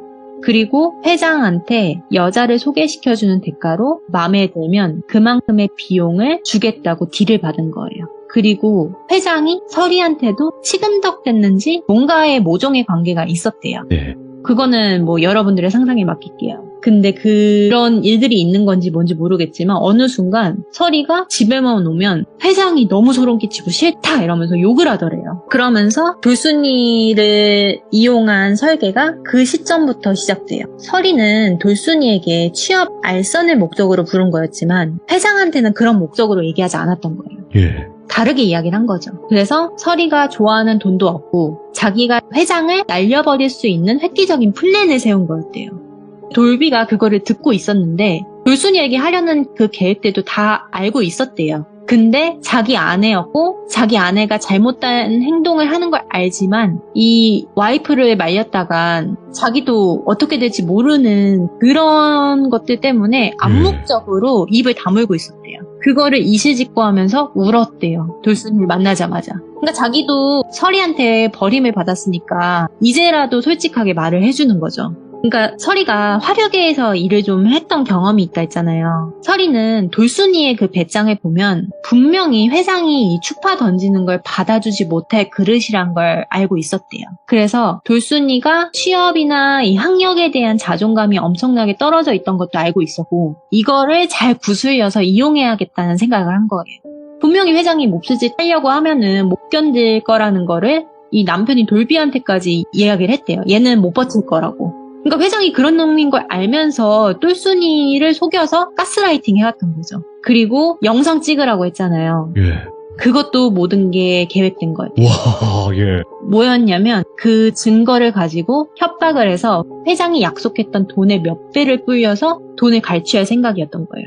근데 돌발 행동으로 돌순이가 경찰에 신고를 했잖아요. 계획이 뒤틀리니까 그러면은 내가 생각한 금액만큼이라도 합의금을 받자라는 생각을 하고 있었대요. 근데 몰랐던 사실이 호주는 합의금 제도가 없대요. 한국과는 다르게 바로 형사처벌이라고 하더라고요. 그냥 바로구나. 예, 그래서 서리가 계획이 틀어졌잖아요. 돈을 받을 데가 없잖아요. 예. 그래서 돌순이에게 화풀이를 한 거고 돌순이를 이용해서 어떻게든 그 돈을 충당해야겠다는 생각을 밤마다 이야기를 했대요. 그러니까 정말 돌비도 와이프가 돈귀신에 미친 줄 알았대요. 돈돈돈돈 거렸대요. 그리고 자기의 가스라이팅대로 행동을 안 하고 있는 이 돌순이를 매일같이 욕했대요. 그러니까 돌비가 듣다 못해서 근데 돌순이 너 친구 아니야? 이렇게 얘기를 했대요. 그러니까 너무도 당연하게 걔 호주에 온 이유는 내 복수 도와주려고 온 거야. 친구라면 그 정도는 해줘야지. 이렇게 얘기를 하더래요. 예. 죄책감이 하나도 없었대요. 그런 모습에 좀 소름이 돋았대요. 근데 돌비 입장에서도 돈이나 뭐 여권, 비자 모든 것들을 아내가 쥐고 있으니 저러다 말겠지 하고서 그냥 방관을 했대요. 나한텐 안 그러겠지. 이런 생각은 한 거죠. 돈에 미친 여자라는 걸 알지만 내가 돈을 벌어다 주면은 안 그러겠지. 이렇게 해야 되는데 점점 정도가 심해지더래요. 와이프가 점점 두려워진 거죠. 근데 서리는 남편인 돌비가 쓸 대로 다 쓰였지만 자기를 위해서 돈을 벌어다 주지만 예. 돌비가 영주권에 딸 만한 영어 실력이나 능력이 없었던 걸 간파한 거예요. 그래서 서리의 또 다른 목표는 영주권이나 시민권이 있는 남자를 잡아서 호주에서 살 생각을 가지고 있었던 거예요. 그래서 1탄에도 말씀드렸지만 잠깐 입주해서 돈이 좀 있어 보이는 그 의대생이랑 바람이 났고 남편한테 들켜서 싸움이 났지만 갑자기 자기를 해하더래요. 예. 그러니까 이제 피가 철철철 나는데 남편이 뭐하냐고 칼을 빼서 쥐었는데 갑자기 서리가 씩 웃더니 그 자리에서 경찰에 신고를 합니다. 그래서 영어 못하는 남편은 폭행죄로 감옥에 가요. 이거는 진짜 예. 그리고 칼을 뺏었다는 이 남편의 지문을 증거로 제출해요. 모든 걸 계산했던 거예요. 그리고 서리가 꺼내주는 조건으로 한 푼 없이 이혼을 요구했대요. 그리고 쫓겨났다고 했잖아요. 그때 돌비가 그동안 내가 뭘 위해서 살아온 건지 공허하더래요. 그리고 일단은 돌순이를 찾아야겠다. 일단 사과를 해야겠다. 내가 도움이 될진 모르겠지만 진술에 도움을 줘야겠다. 이런 생각을 했대요. 그래서 돌순이를 찾았던 거예요. 근데 돌순이는 이걸 다 알았지만 결론적으로 이 사건은요. 무죄가 됩니다. 오? 증거 다 있고 DNA 다 나왔지만 아이러니하게 무죄가 돼요. 회장은 호주에서 제일 가는 변호사 여러 명을 쓰고요. 예. 그때 당시에 기억은 잘 안 나는데 판사가 그 변호사의 동기였나? 아는 사이였던 걸로 기억해요. 호주는 그런 비리가 없다고는 하는데 그런 게 있었나 봐요. 네. 결국에 무죄가 돼요. 그리고 회장의 편에서 진술을 번복하는 그 서리의 모습도 보게 돼요. 경찰들도 그 서리를 되게 진절머리나게 생각을 했대요. 예. 왜냐하면 돌순이를 갑자기 너무 악의적으로 진술한 게 티가 났거든요. 어느 정도냐면 돌순이가 서리를 정말 진심으로 생각했다고 했잖아요. 그래서 뭐 생일 때나 어떨 때나 기분을 좀 달래주기 위해서 편지를 자주 써줬대요. 근데 이 서리 생일 때 썼던 편지 내용 중에 너와 함께하기 위해 회장의 이 느끼한 비위를 맞춰주고 있지만 뭐 반드시 취업해서 보란듯이 잘 살자라는 뭐 문구가 있었대요. 비슷한 문구가. 근데 그거를 성 목적으로 호주에 온 거라고 표현한 거죠. 근데 한국 사람들은 그런 말이 아니라는 걸 알잖아요, 표현이. 근데 그거를 증거로 제출을 하는 거예요. 예. 돌순이가 그 결과 때문에 발작 증세가 올 정도로 정신적인 질환이 강해져요. 근데 그걸 본 서리는 사악하게 웃으면서 정말 너무나도 당연하게 얘는 꽃뱀이 맞다라고 진술을 했다고 합니다. 예. 결국에 뭐 진술이 엄청 통하지는 않았지만 똘순이가 무고죄가 될 리는 없겠지만 회장이 무죄 혐의로 풀려난 것도 정말 이 세상에 보이는 결과들이 모두 진실은 아니구나라는 생각이 들었어요. 그리고 결과적으로 서리는 회장한테 돈을 받았던 걸로 추측이 되는 게 독일 3사차를 뽑았다고 했대요. 그 정도면은 이제 뭘 받았겠죠. 그렇겠죠. 네, 그리고서는 SNS로 자기가 이겼다면 하하호호 떠들고 뭐 자랑하고 자기의 자산이나 뭐 차 같은 걸 자랑하고 그런 고구마 같은 결말로 끝이 났대요. 악마한테 진 거죠. 네. 근데 진실은 돈과 권력에 묻혀버린 너무 가슴 아픈 결과였고 정작 피해자였던 똘순이는 마음의 병이 심해지게 돼요. 그러니까 똘순이가 잘못한 게 있다면 자신의 줏대를 잊고 행동했던 건데 충분히 한국에서 열심히 준비해서 취업해서 평범하게 살아갈 수 있었는데 달콤한 유혹에 속아서 섣부른 판단이 모든 걸 망쳤다고 다시 스스로를 마감하려 했었대요. 그때 한 번 더 귀인이 도와줍니다. 한 번 더 도와주게 돼요. 그러면서 이제 잘못한 거 없다. 한국 가서 다시 천천히 일어나서 준비하고 새 삶을 살아가라. 네. 내가 그런 거를 아버지처럼 잘 볼 줄은 모르지만 당신에게 악한 존재는 없다고. 당신은 너무너무 선한 사람이게 느껴진다고. 정의가 이기진 못했지만 너무 억울하지 않겠냐고 하면서 설득을 했대요. 네. 그래서 돌순이는 한국에 돌아와서 정말 열심히 살고 있지만 아직까지 트라우마로 고생하고 있고요. 야, 네. 야, 진짜 네. 악마는 잘 살고 있네요. 너무너무 잘 살고 있는 게 사실 서희의 또 다른 결말은 그때도 이야기했지만 돈 많은 이 영주권이나 시민권의 남자를 만나서 아이 네. 낳고 잘 살고 있다고 했잖아요. 뭐 학력도 땡땡 대학교라고 위조하고 학생들을 가르치는 일을 해요. 또 심지어. 근데 사람이 똑똑하든 아니든 간에 사이비를 믿게 되는 과정들도 결국에 가스라이팅을 당한 거잖아요. 사실 시들모를 들으시는 귀족님들께서는 아니 돌비든 돌순이든 멍청하게 왜 당하고 있냐 이렇게 생각을 하실 텐데 정말 누구든 당할 수밖에 없는 환경을 만들어 놓고 그 사람을 길들이기 시작하면 사실 당할 수밖에 없을 것 같아요. 어우, 장사 있나요? 예, 그러니까 이 사람들이 욕할 게 아니라 정말 나쁜 거는 악기에 잠식되어 있는 서리가 아닐까 싶어요. 그쵸. 네. 네, 악녀지, 악녀. 예, 그리고 또 느낀 게 있다면 사실 이 현실 공포 이야기들 속에서도 이해할 수 없는 게 왜 피해자는 숨어야 되고 범죄자는 이렇게 떳떳하게 살아가는 걸까? 이 생각이 들면서 이런 이야기들을 가지고 와보았습니다. 망키님 마지막 말씀이 굉장히 씁쓸하네요. 네, 참 그렇죠. 아직까지 그런 사회 속이라는 것도 조금 씁쓸하기도 하고 오늘 망키님도 덕에 이런 악녀가 있다, 이런 악마는 잘 살고 있다라는 거를 또 저희 시청자분들과 또 제가 다 들었으니까 또 이런 부분에 있어서 앞으로도 조심하시는 그런 계기가 되었으면 좋겠어요. 다른 분들도. 네, 호주에 혹시라도 살고 계신다면 꼭 조심하시라고 말씀드리고 싶습니다. 아이고, 감사드립니다. 망키님 고맙습니다. 네, 감사합니다. 네. 자, 여러분들 이 이야기는 1편과 2편으로 나눠지고 있고요. 네, 1편을 안 들으신 분들은 1편을 먼저 듣고 이 이야기를 연속해서 같이 시청을 해주시면 굉장히 이해하시는 데 있어서 큰 도움이 될 것 같습니다. 시청해주신 모든 분들, 여러분들의 의견을 댓글로 꼭 남겨주시길 바라겠습니다. 감사합니다.